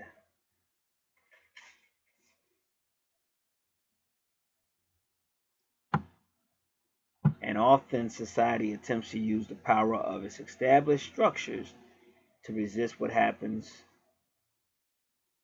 to be a threatening impulse. The influence of the conjunction is to initiate a new phase of social change. And that's what's going on right now, because you have, in America, maybe even around the world, you have a lot of women coming forward saying that I was sexually assaulted by this director or this person who said they were going to help me in a movie. All these people they're calling out politicians. Kevin Spacey got accused of doing some stuff to a young boy when the boy was only 14, and now Kevin's come out the closet. So all this stuff is going on. All the stuff that's hidden is being forced to come out, and that's what the 1963 to 68 was about. They had to deal with racial stuff, and unfortunately, we lost Kennedy and we lost Martin Luther King because of it.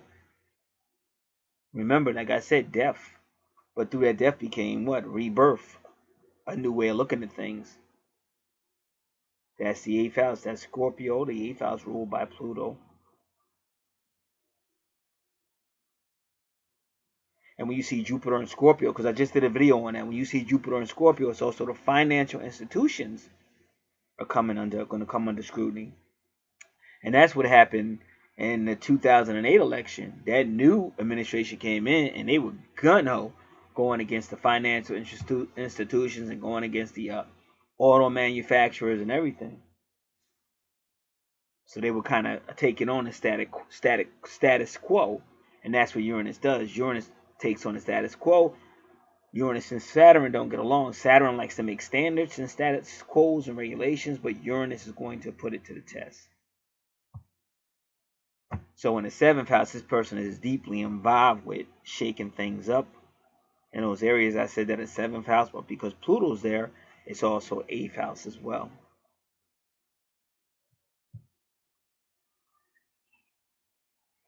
During the 1963 to 1968 aspect,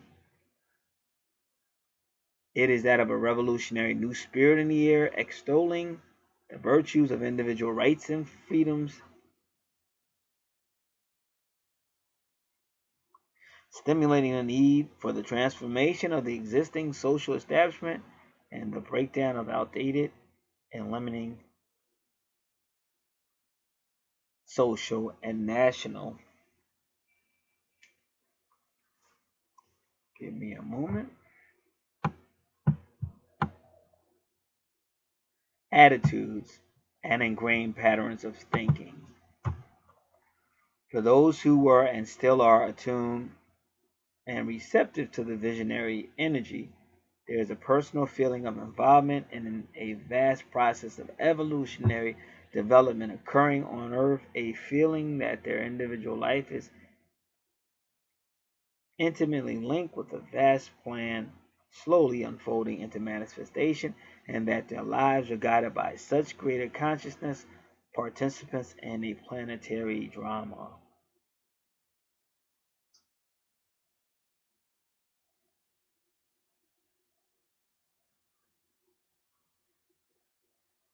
As a worldwide group held together by shared response, and that takes you to the 8th house, ruled by Scorpio. They collectively form a conduit for the new social approach to be meditated to the human life and consciousness.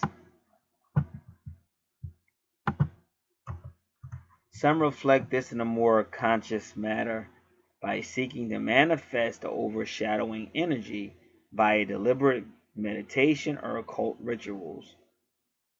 What is of importance to this group is the respect and value of all in its forms, ranging from human life to animals, plants, and many appearances of nature. Because animals are in the 8th house and the 12th house, and I think they're even in the 7th house. And they're like small animals are in the 6th house. And the abundance of creativity of Earth. Life is viewed as essentially holy, to be cherished, respected, enjoyed, and protected. It is a basic attitude of life that wants the highest quality of life for everyone, founded upon a balanced, Libra, and careful relationship with the environment and the natural world, whereby human society moves from being a dangerous exploiter of nature's gifts to living in a more natural harmony.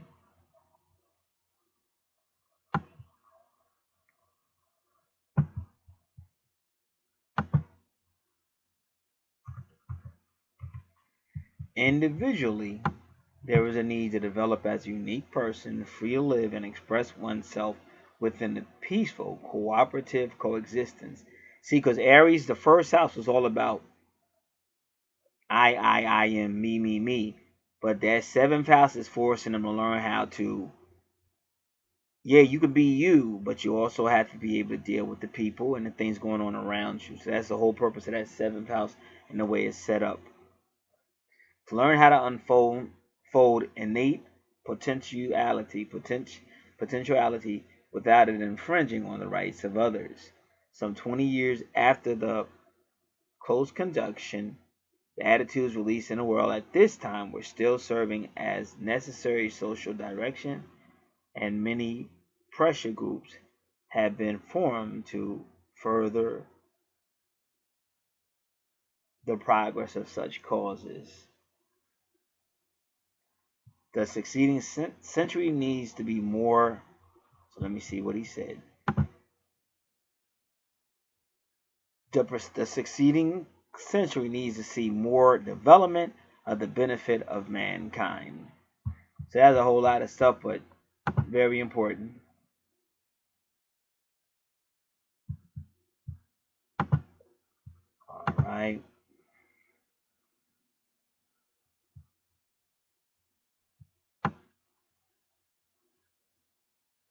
All right.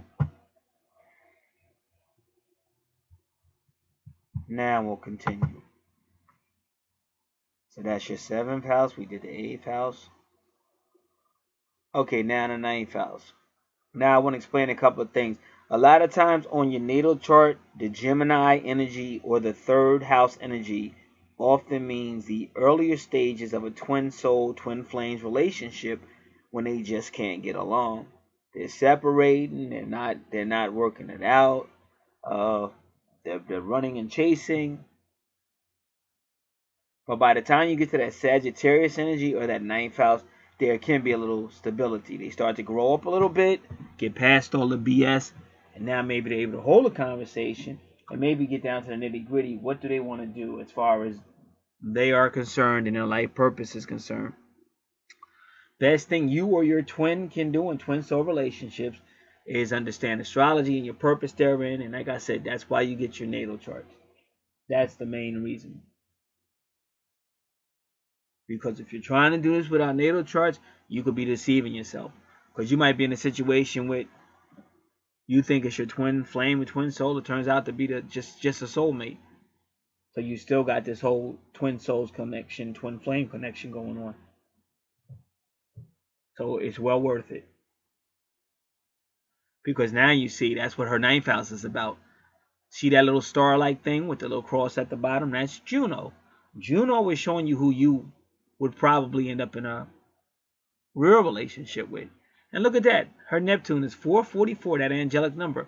And her Charis is also 4. And 6 is Venus. And 33 is that secret knowledge, usually like Freemasonry or Eastern Star secret knowledge. But even astrology can be secret knowledge because some people have bubblegum astrology and they don't want to dig deeper. But see, really astrology is deep, very deep. It actually connects to different worlds, different portals, even different spirit beings and angels and things. So you got a lot of that going on in your 9th house.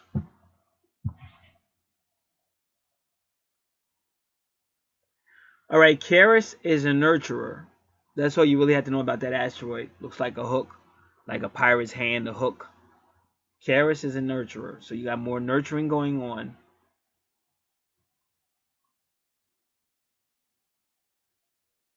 Your ninth house is all about long distance. So you might find yourself in a long distance relationship, an internet relationship. You might find yourself in a relationship that's a foreigner, or you might be the foreigner in a relationship. It deals with culture, education, philosophy, religion, foreign languages, and it is the higher self, higher consciousness, higher self.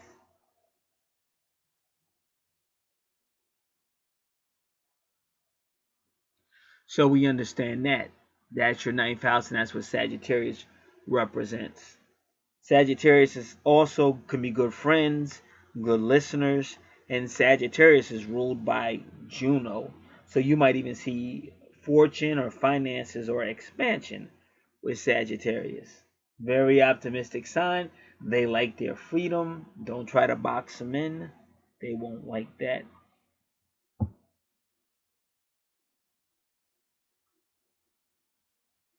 So we want Juno in that 9th house. And Allah be back. Alright, so let us continue. Alright, so we're looking for Juno in the 9th house.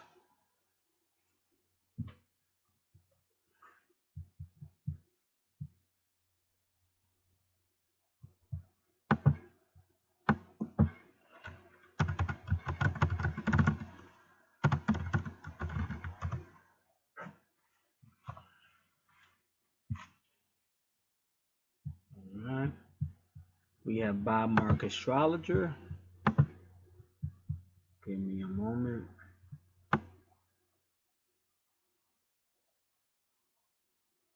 StarSignStyle.com.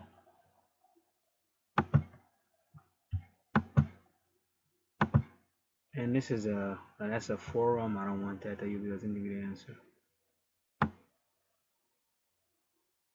I see this gentleman. I've never seen him before. He's on YouTube, so I want to go to him real quick because I've never seen him before. Alright, and this one's called astrologyk.com. And that should be enough to get the answer we're looking for. We'll just look down. Alright, but I do want to look at this gentleman, find out who he is.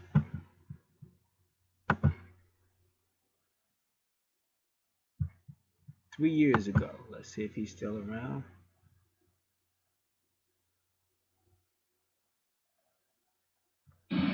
Hello everybody, it's me, Kajaya, and in this video I'm going to talk about Juno. In astrology, Juno is considered the marriage asteroid. It points whichever house in or sign. It shows your views and attitudes about marriage and what kind of partner you will most likely choose. So, if you want to find out where you're Alright, I'm just trying to see the last video he's done. 1 year ago. So he's out of there. His channel is KJIEH TV. So that's where you find black gentleman, man of color, I should say, KJIEH TV. But he hasn't done a video since a year ago. Alright, we'll get out of here and go into some. We'll go to Bob Mark Astrology first.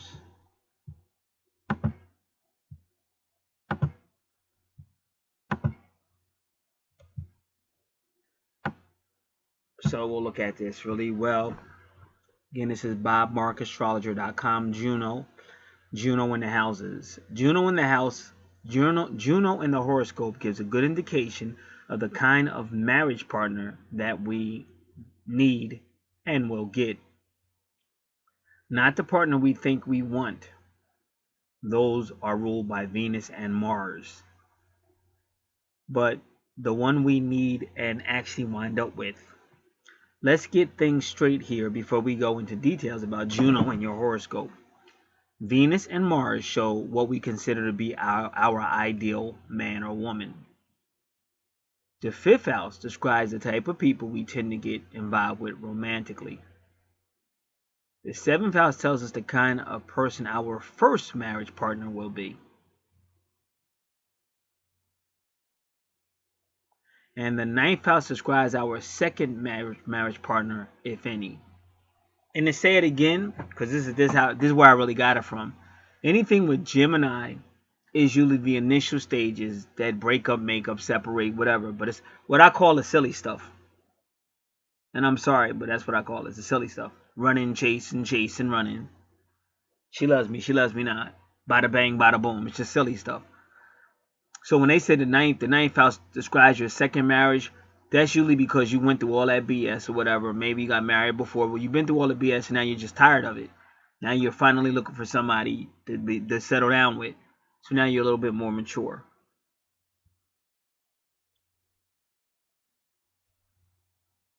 So Juno works on a more fundamental level.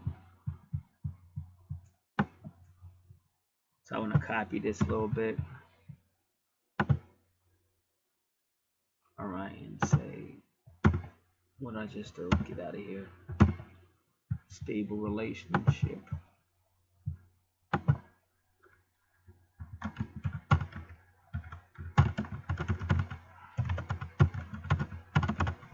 And we're going natal chart reading.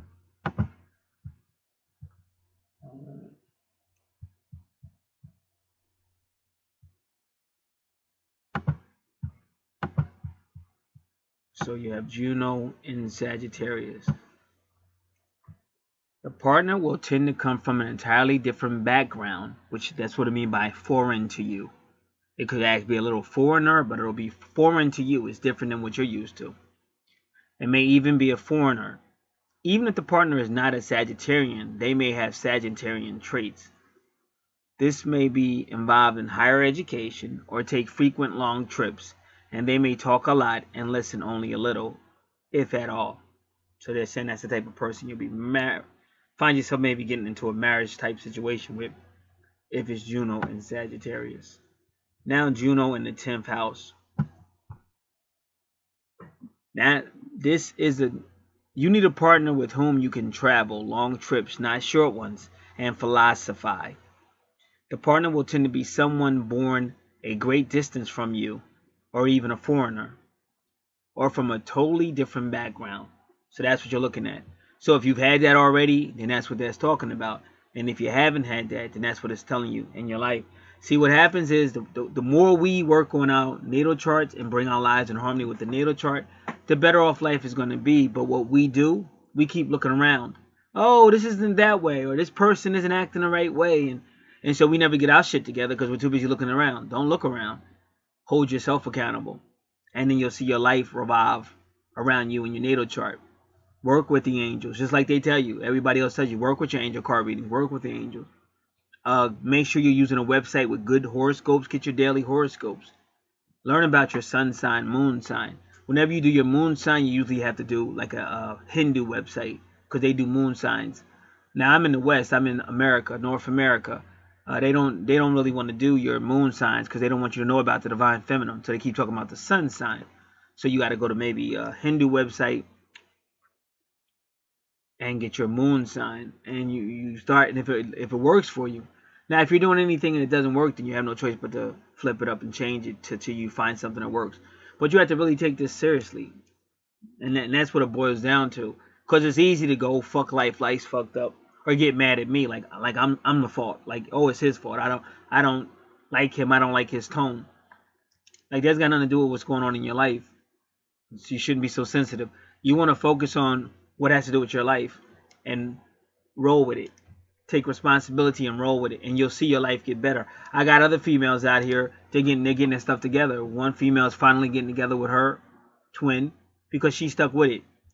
She didn't give up. She didn't get caught up in trying to blame me or something. She did her stuff. And now she's pregnant by her twin. They're going to be moving in together. Then I got another female. Things haven't been working out so well, but she learned one thing she's doing. She keeps sleeping with the guys. And I tell you, he's never going to respect you if you're giving it up. Just like they told you back in the old days. He's not going to buy the cow if he can get the milk. So you got to start having more value for yourself, of yourself, and you got to learn how to communicate. And no matter how bad a situation is, if you just toughen up just a little bit, you can get through it. Because maybe you can help that person. If they got an anger management problem or something, maybe by you toughening up and putting some guidelines down, it might work. Nobody's going to beat you up if they know they can't get away with it. The only reason why somebody's smacking you around because they know they can do it and get away with it. That's a true bully. Especially a man hitting a woman. That's a true bully. He's beating up somebody he thinks he can get away with it. Once he knows he can't get away with it, he won't be swinging. So, they get mad at me, but I'm just telling you the truth about life. And you can run, but you'll always be running. And you can't run when you get to that final stage of judgment. Some guys call it karma. Some people call it Jesus. Some people call it Gabriel. They got all different names for it. But at some point, we all have to meet somebody that's going to say, what did you do? And why did you do it? And because you did it, now this is going to happen. It's either going to be rewards or you're going to have to do this stuff all over again. That's what karma is. So that's all I'm trying to teach everybody.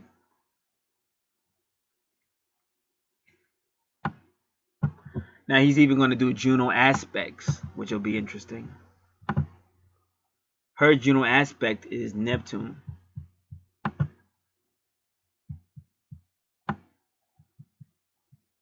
But we have to be careful if we're going to read it, because her Neptune is retrograde.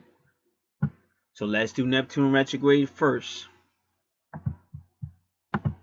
Now we're on paganpath.com. paganspath.com, retrograde planets. And we're looking at Neptune retrograde.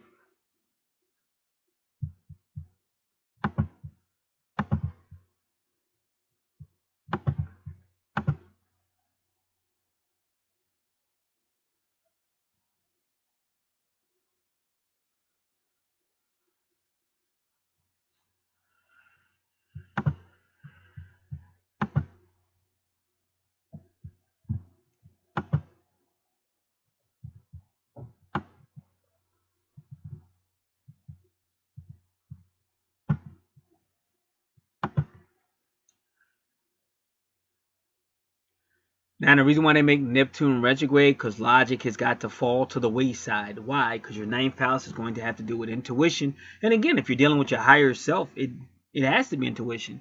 That's basically the only way you can really talk to your higher self or understand your higher self is to use your intuition. Not logic, but intuition. So, Neptune retrograde makes you gain an increased interest in intuition or esoteric matters. Dreams and psychic abilities find new followers. Now, why is this important? Your 12th house is all about endings, about getting what's deep inside you, your shadow side, and dealing with it, pulling out your subconscious. So your dreams are working, and your 12th house is ruled by Pisces. Now, ironically, your first house has been placed in your 12th house, but they're trying to show you why, because they have to deal with that I am. And we have to learn to say, okay, I am, but there are people around me. I am, but I'm supposed to be in a relationship. Same stuff's going on over here in the USA, which is why relationships are fumbling. There's all kind of immorality and infidelity, and it goes on because everybody's going, I am, me first. Get mine. It's the American way. What they don't know won't hurt them. And I recently did a twin flame natal chart where I talked about that. How some people go to a foreign country and marry somebody and they don't have half the problems of these Americans. So why? See, it's easy to blame the guy talking, but I'm always coming with proof and facts, and that's why I keep talking regardless.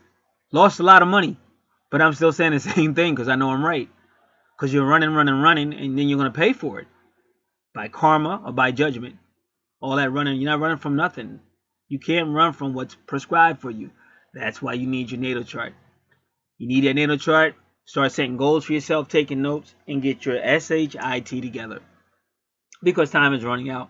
And that's why I have the other channel, Real Life and Metaphysics, because I'm actually showing you the countdown and how we're getting that countdown, which is why we're talking about World War III. We're talking about nuclear wars. We're talking about an asteroid that's supposed to hit the planet, a meteor, or something. On and on and on. This is all their ways that they're telling you that this time is almost up. This particular age that we're in is almost up. That's why you want to get your shit together.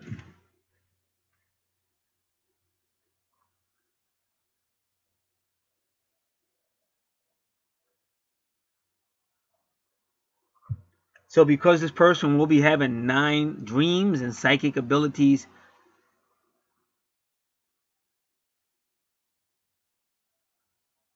so it says something unique. It just took me off. Okay, people gain an increased interest in intuition or esoteric matters. Now it's funny, it's 7:37. I looked down at the clock. Now my best friend in California is a Sagittarius, and that's what we're talking about. And her birthday, her birth time is 7:37. So that's probably her higher self talking to me, because I don't even know if she's still alive or not. But I will be going to Facebook to see if I can see anything from her or about her. Now,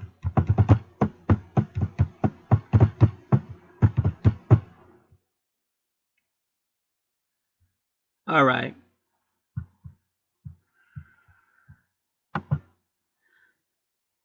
So it says people will gain an increased interest in intuition or esoteric matters. And for all you know, maybe that person you meet in this 9th house will be like that. But it says dreams and psychic abilities find new followers as people beginning to analyze their inner natures. So they wrote it a little bit. That's why it's hard to understand what they're talking about. But basically what they're saying is you'll be more interested in your dreams, psychic abilities, because Gabriel tells you to have a journal and write your dreams down and start to work on your psychic abilities. And like I said, I know it's tough, but like one thing about me, I was just a little kid. When I got beat up, I was not gonna let that guy be the winner. I was not gonna let him be the victim. He was not gonna turn me into a victim.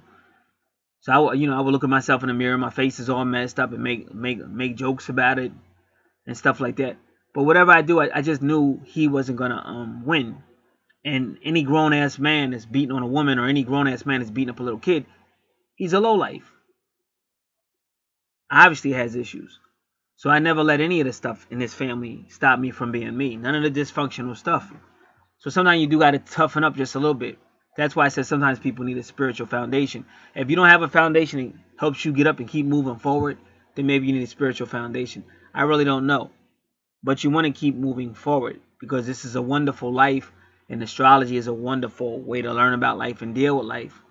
If you're in a twin flame situation and your twin flame is not moving with the universe, then you keep moving. One thing I don't let anybody hold me back, because life is too short. And you can put your trust in somebody and they never come around. And you wasted your whole life hoping this person would wake up, and they don't. And like I keep telling you, the more you wait for that person, the more they ain't coming. When you start to get on with your life and they can sense you're moving on, all of a sudden that person starts showing up. It's the silly stuff that we do on this third dimensional planet. So they're saying you have dreams and psychic abilities. You'll be more interested in that. And now you're beginning to analyze your inner nature. Now this person in your 9th house might help you do that. Or either it'll be Neptune retrograde. And they say new outlets of communication come to surface as artistic abilities get expressed. And that's what they said. They're saying this person is very creative, very talented in these areas. And that's why when you focus on stuff like that, and even when you can make a living off of that possibly, even when YouTube channels, artwork, or whatever you're doing, you find out how to make it work for you. What is this?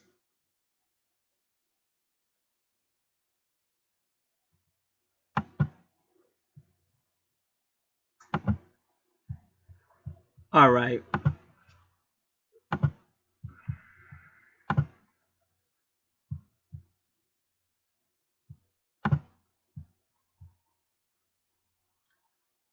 So now Neptune is also the ruler over bacteria, viruses, and the immune system. So when it goes retrograde, allergies may kick up or worsen. So they keep telling you about your health and allergies. In addition, children who are given vaccinations during this time can develop stronger reactions to the drugs. Many people will suffer with an oversensitive immune system and can develop more serious diseases. So you have to be careful of that with Neptune retrograde.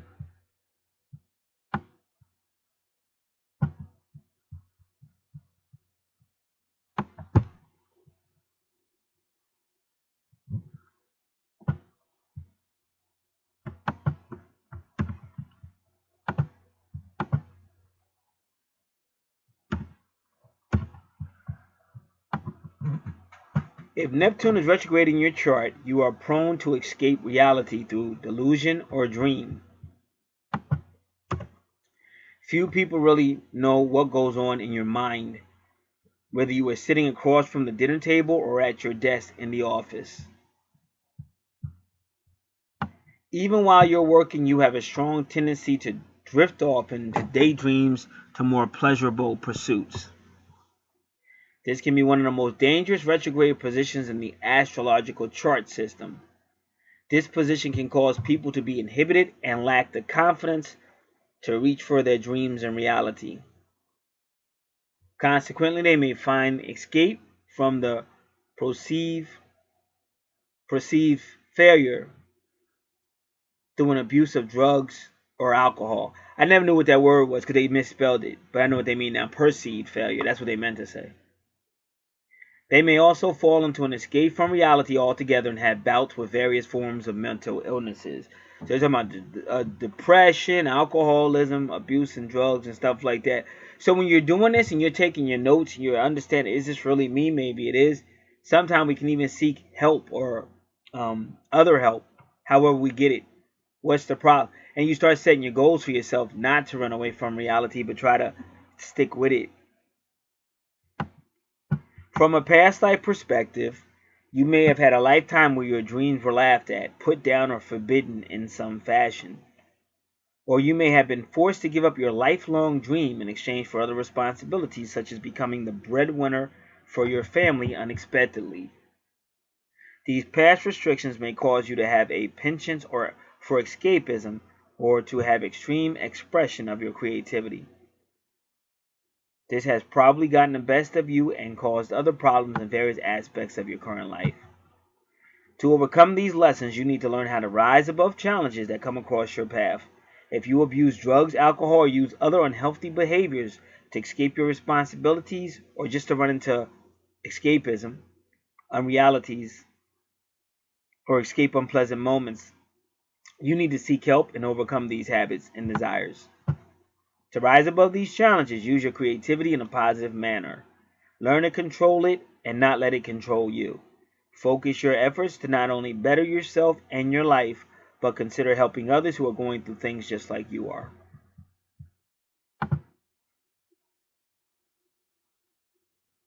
All right. So that's what's going on in your ninth house. Now we're still going to go back. We're going to read Juno and Neptune, but we have to apply that the Neptune is a retrograde. So we have to be careful. If you have a stressful aspect, which you do because it's conjunct,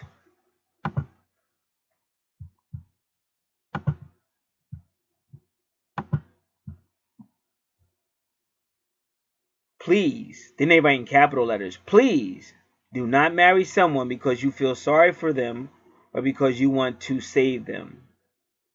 Remember this magic number. If you do, you will never again have the problem of getting into a marriage for the wrong reasons. Please memorize it. It's 911.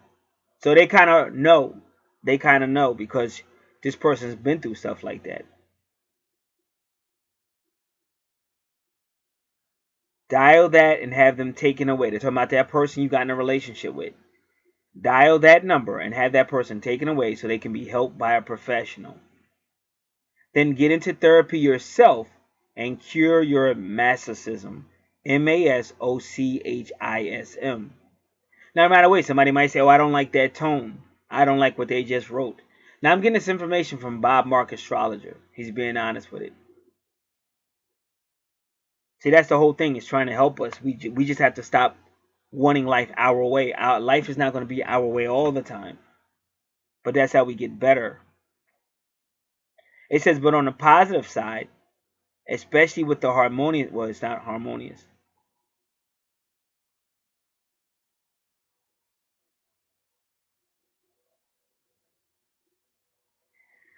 So you just have to be very careful with Juno aspecting or conjuncting Neptune retrograde, because Neptune retrograde can make you start believing in just your intuition and stuff like that, but you could deceive yourself. So yeah, you just have to be very careful with this person. And you can't marry them because you feel sorry for them or you want to save them or you're in some type of fantasy land. You have to really work on it. Because a lot of people find out somebody's their twin and just move in with them immediately. Then they really take each other through hell. That's why I said this is all about study, learning, setting goals. And if a person's serious, they should be able to work with you through the process. Even if you want them have some fall back, there's setbacks. But at least they're trying. But if they're not really trying to work with you and they're playing all these silly games and mind games, that person's way too immature. You can't wait for that person because they're way out there. Or if they got other stuff going on that they're not really trying. There's a difference. There's a difference between somebody who's trying to work with the universe in a relationship and they just fall and make mistakes. That's a difference than somebody that's just causing problem after problem after problem because they're repeatedly showing you that they obviously don't give a darn about you, especially if they're becoming violent.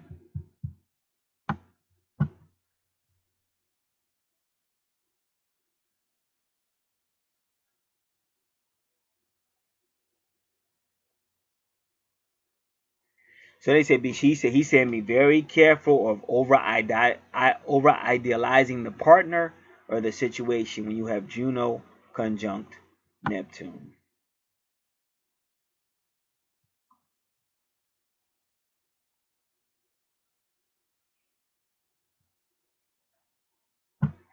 All right.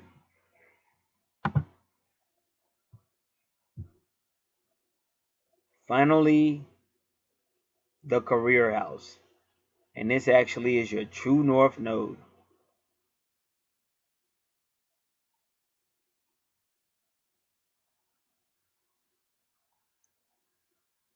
Your true north node points to your life purpose. Just, I see you have there's 23s on your chart. 23 is the number of the Sirius constellation.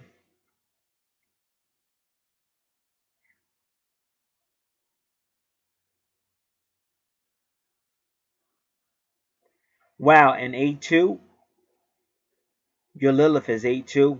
That's a big number for the Moors, and the Moors are connected to the Sirius constellation through Egypt.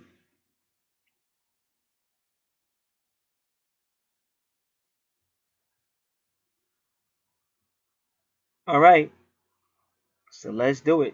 True North Node in Capricorn. And remember, your 10th house ruled by Capricorn, and Capricorn is ruled by Saturn, is all about your career and your reputation.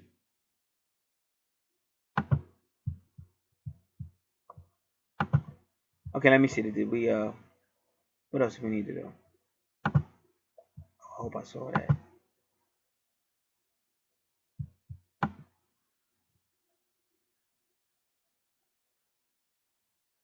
People with Juno in the 9th house tend to marry out of their own social circle.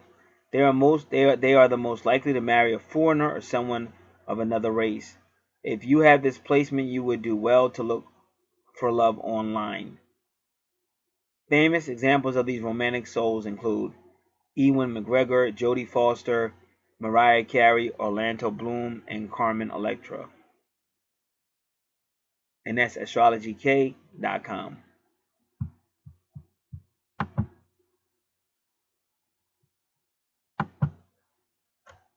True North Node Capricorn. The soulmate site. And then you can put hyphens in between that. The soulmate, the hyphen soulmate hyphen site.com. And the model for Capricorn is I use, and the soul color is brown.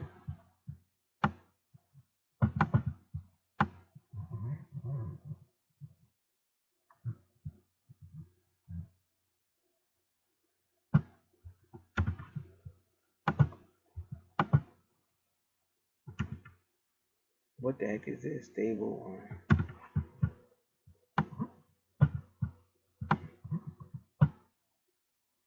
So the true north node in Capricorn represents your soul mission according to Karmic astrology. Capricorn symbolically represents the emotional responses, attitudes, and energy to adopt and explore throughout your life. Here are the 3 steps you can use to consciously attract the soulmate. If you want to go deeper, book it. Okay, we already did. Step 1, appreciate your Cancer talent. Where you see Cancer, that's your past life. So whatever I said about your 4th house, that represents your South Node or your past life. But now we're talking about your North Node, your true North Node, which is what you should be working on in this life.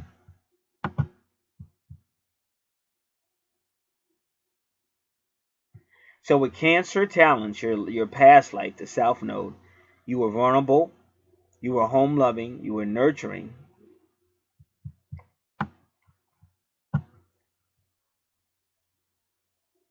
So Cancer represents your karmic past. So definitely appreciate, but don't try to do your Cancer qualities over again. Don't make that the center of your life, because you really need to focus on your true north node, the 10th house.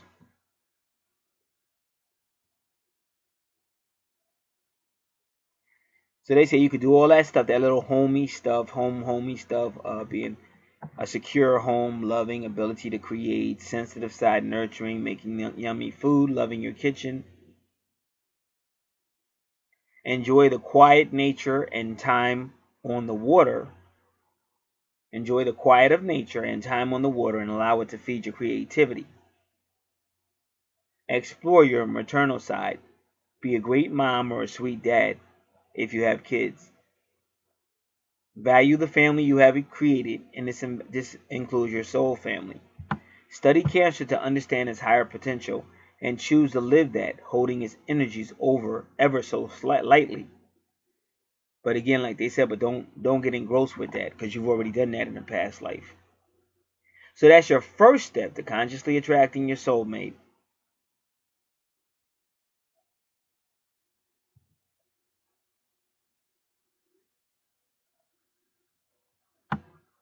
Step 2. Now you have to own your Cancer karma. What is your Cancer karma that you have to own? Moodiness, using family as an excuse, and clinging to the past. So because you have Cancer karma in this life, you have to realize that your karma is around how you used emotions in the past to manipulate, control, or smother others. There is also karma around codependency in relationships or needing to be needed. So in this lifetime, you have to stop that escapism, that idealism, that dreamism, seeing life in rose-colored glasses. And you have to step into a life of true responsibility and get your Saturn on. And it's kind of ironic because you had Saturn in the same house you're supposed to be working on for your past life, the South Node. And that's where Saturn is. And that's all about real responsibility. So that's one of the reasons why Saturn is there in this life. And maybe that's why you have some type of masculine energy in your life. It's kind of trying to push you to get away from escapism and to be more aware of this life and responsibilities in this life. In the past life, you were a mom, a stay-at-home wife, a sailor, a chef, or a cook, or an abandoned child. You might have been an overly emotional and dependent woman, or one who had an unhealthy desire to be needed. Have you attracted emotional, depressed, childlike people in your life? There's your clue. Again, I'm getting this from TrueSoulmates.com. So now we're talking about that shadow side, and this is what your 12th house is trying to help you bring out, but probably other houses we mentioned as well.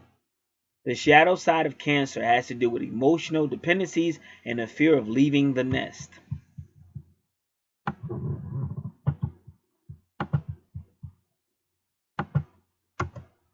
Funny thing, when you do willingly take on more responsibility, your emotional needs are taken care of. Step 3 of attracting your soulmate to you. Step into your Capricorn soul mission. Cultivate logic. Wear earth tones, your soul color. And one color, your soul color is brown.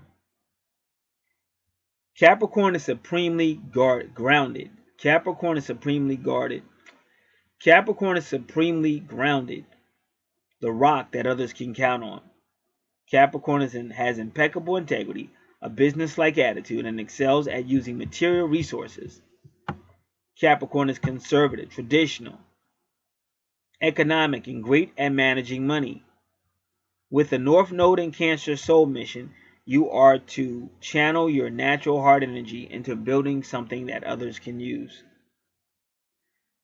You're here to willingly shoulder responsibility and possibly leave a legacy in the world. No matter how foreign this sounds to you, this is the energy to step into over the course of your lifetime. In past Cancer lifetimes, you have fully developed your ability to know and express your maternal vulnerability. A North Node in Capricorn asks you to step into spiritual adulthood outside of the nest. I think it's some idiot. It's like it's dark outside and some idiot is starting up a lawnmower. A North Node in Capricorn asks you to step into spiritual adulthood outside the nest. Capricorn works on a number of levels.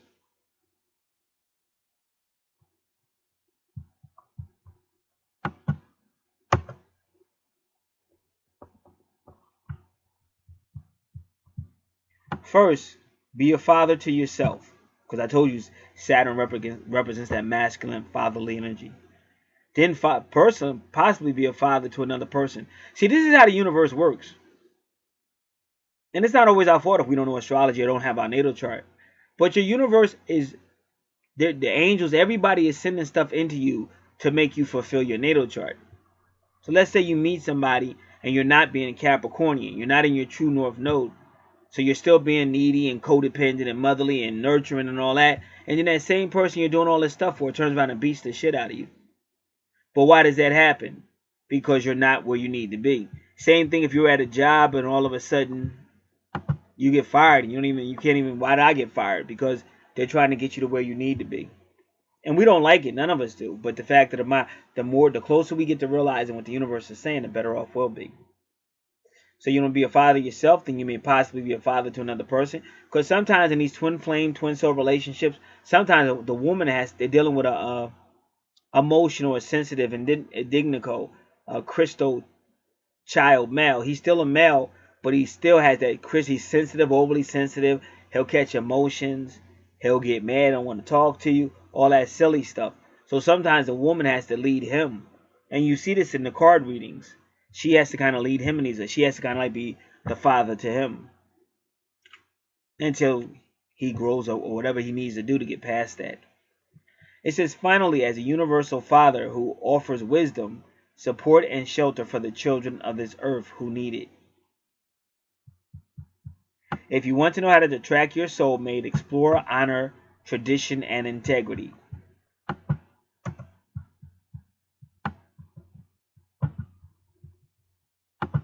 Also, focus on being emotionally stable, logical, and impeccably dependable. And that's why I said if we have trouble with these areas, we should seek out help to get it. But we can also set some goals for ourselves. More than any other sign, Capricorn indicates a relationship based on traditional values. Your preferences, of course.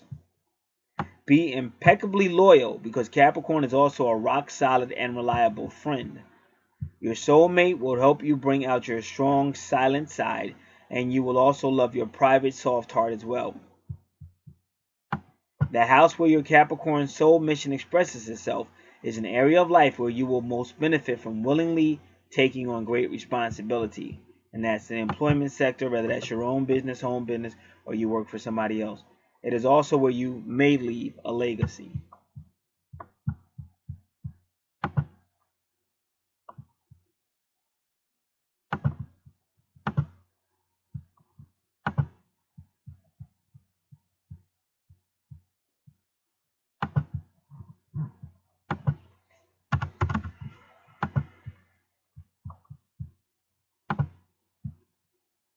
So that's your true north node. Now, what's going on with Lilith? Be very careful with Lilith in the 10th house. Why? Because Lilith retrograde, which yours is all about scandal. And this is the freak. This is the person that maybe can do something in the office or do something like I said. I said about somebody having sex in the back of the police house because they like taking risk. But then they get caught. Lilith retrograde is going to make sure you get caught. So this is something somebody tries to do in the career sector, and they actually get caught and lose everything. They mess their reputation up, lose a job, or get demoted. So be very careful of Lilith retrograde in your true north node. And that's scary because it's right there with your true north node, as if it's part of your true north node. And only she would really know why that would be part of her true north node.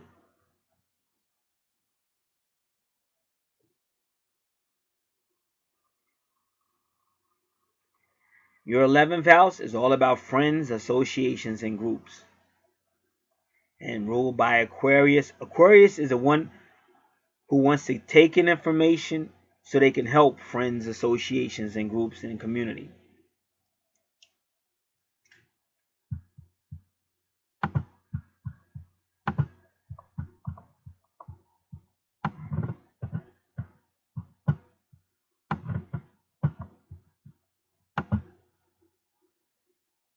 Jupiter is one of the two social planets.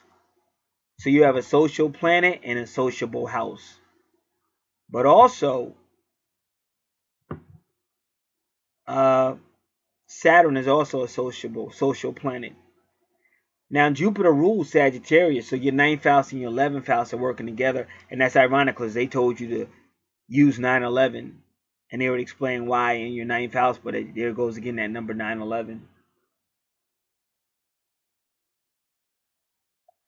So Jupiter can affect people in a very holistic manner. Because that's what Aquarius is about, healing. Like they say, the age of Aquarius.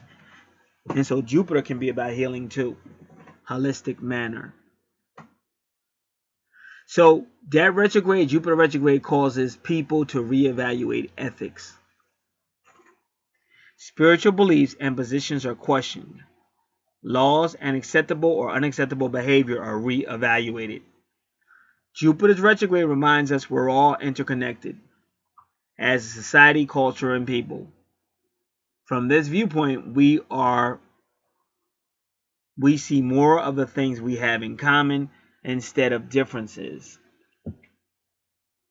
We look at those behaviors that may have been unacceptable or had a stigma to them and find compassion and acceptance. So something going on with friends, association, and groups, especially with that Aquarius energy. Jupiter retrograde is now saying, well, maybe it's not as bad as we were saying it was. Jupiter is a ruler of travel. When in retrograde, travel plans are often adversely affected. Even the best well-laid plans can fall apart. Luggage can be lost.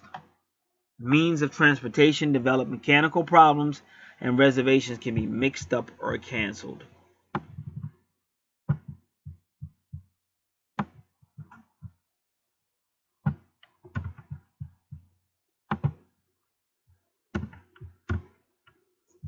Give me one moment.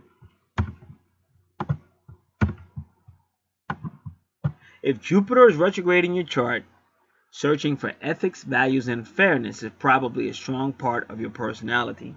So now you're doing this in front of friends in an association and groups. And sometimes your 11th house could be a follow-up from your 10th house, because they're talking about ethics and stuff like that. Because your 10th house deals with career scandal based on Lilith. And remember, anything with Jupiter has a connection to Libra, especially when they're talking about ethics and stuff like that. So you got to remember what we said about your 7th house and Libra and stuff like that. Because Libra is also about the law and things of this nature. You seek truth and look for deeper meaning in life. Scientific or philosophical research may be of great interest. And again, that's totally because Aquarius and Sagittarius both are very independent. And they both like knowledge. But Aquarius is more like the latest technology and things like that. Sagittarius is more like philosophy, foreign matters. You may shun spiritual beliefs and feel a lack of respect for those who have a strong sense of spirituality in their lives. But then again, not having this type of spiritual connection in your life makes you feel flat and sometimes empty. You probably feel bogged down or boxed in by routine, rituals, or blind faith. You continually question the latest fad or intellectual thought, only to feel disappointed in the end. You're looking for that perfect spiritual path mixed with intellect, hoping to find the right balance between the two. From a past life perspective, there may have been a lifetime when you were persecuted for your spiritual and ethical beliefs. This experience has probably left you feeling uneasy about embracing anything larger than yourself out of fear of another existence of persecution. You may be concerned about showing your wisdom, feeling fearful of responsibility, or for jeopardizing the position of those who listen to you. To overcome these lessons, try to listen to your inner voice or intuition. See, they take you right back to that 9th house. We all have gut feelings, and a healthy amount of skepticism is a good thing. but too much can keep you from finding the balance you seek. Take a little step and start with meditation. Even if you don't want to associate it with a spiritual path, you can't deny the scientific benefits of meditation. When you do meditate, take time to listen to your inner voice, and you may find the perfect path you're looking for. Jupiter retrograde can also mean a loss of finances. So if your 11th house is also speaking about your 10th house, that might be due to scandal or something like, or your reputation and things like that.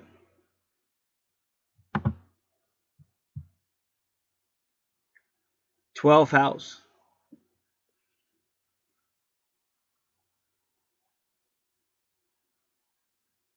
Pisces in the 12th house. All right, I'll be right back. Okay, now we're going to read about the 12th house.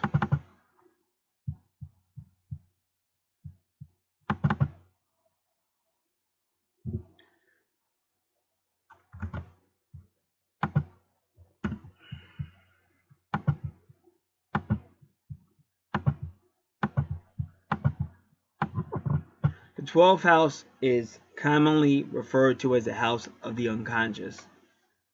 The unconscious state can help engender our successes as well as assist us in coping with our failures. Success versus failure. Do we consciously confront our lives? Or subconsciously sweep things under the proverbial rug? This house might more aptly be called the house of reckoning, since it is in the 12th house that we review what we have been and done and decide where we go from there. Along with these unconscious musings, we also deliberate on the strengths and weaknesses that are hidden from public view.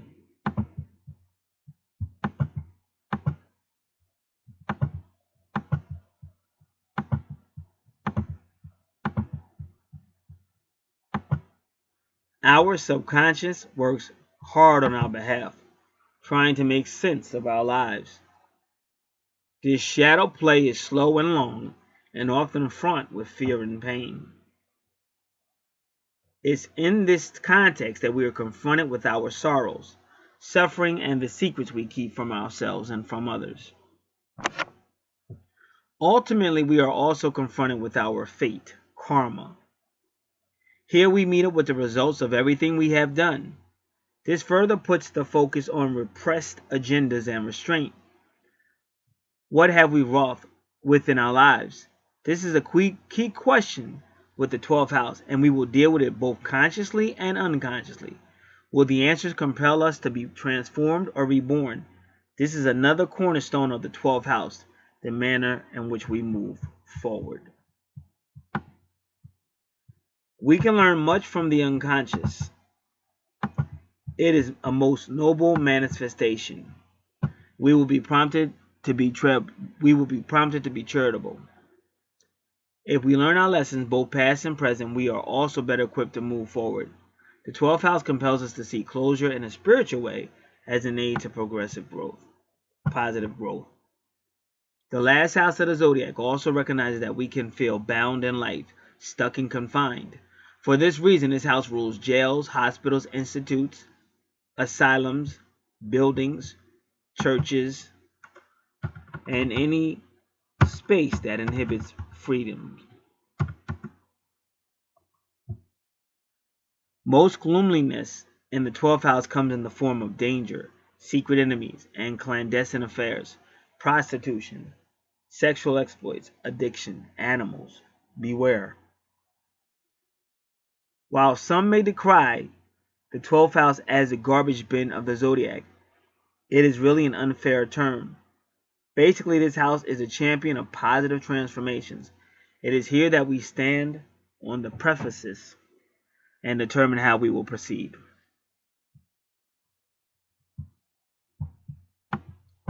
By reflecting on and using the unconscious mind to revisit the past, we can inform our incoming future.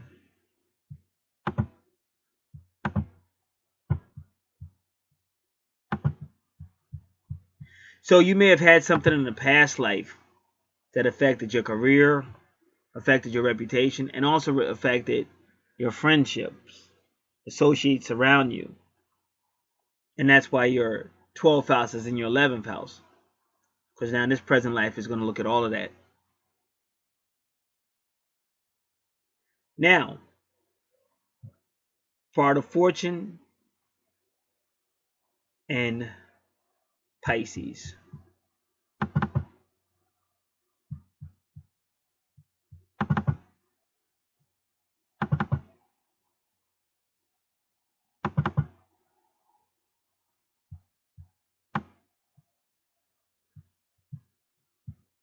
Well, first we'll do part of fortune in the 12th house. This person has a unique opportunity to transform or dissolve your own karma. This is a person who has a mediumistic talent and the gift of prophecy. So you have a lot of spiritual gifts. His dreams often give him answers, and that's what they've been telling you about. Listen to your dreams. His flair of spirituality, mysticism, illusion, and fantasy can be productive in film, television, and works of fiction because you're very creative. So that could be another career route. Though we may not know when it happens, his enemies will frequently change their attitude from hostility to neutrality and sometimes even to benevolence. This person is generally unaware of his good fortune. The person with the part of fortune in the 12th house is treated well by healthcare professionals. So that's very good.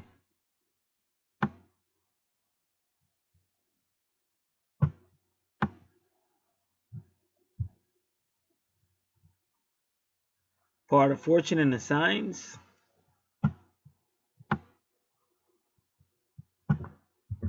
This person is spiritual and mystical. The person with part of fortune in Pisces will find happiness and success by concentrating on higher ideas. All right.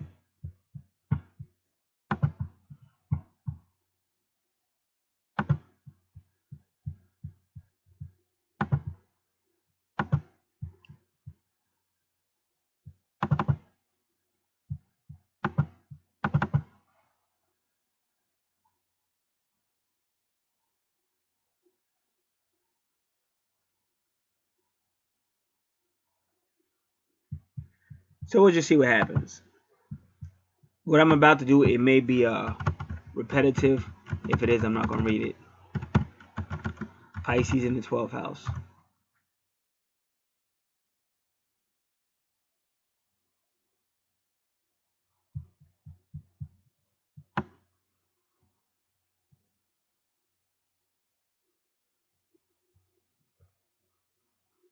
Alright, so the only one that really given me is Dark Astrology, the 12th house.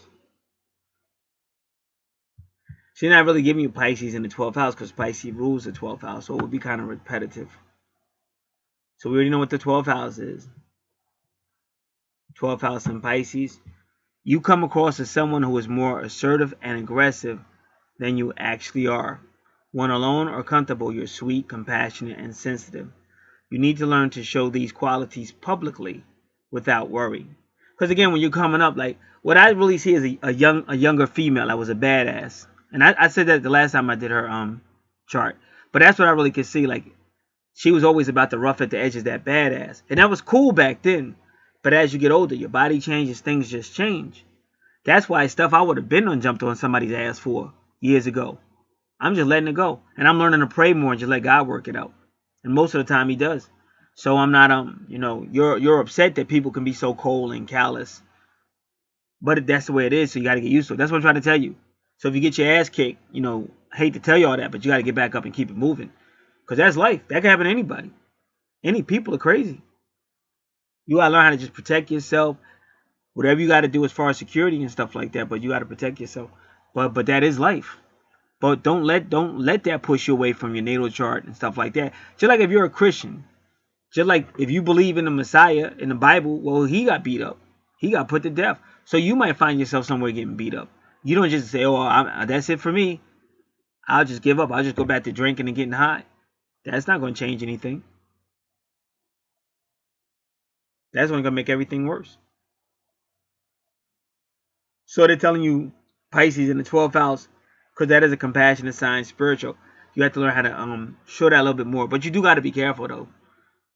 You just got to, know when and when to be careful and when. But that's the whole praying part, spirituality part, intuition part.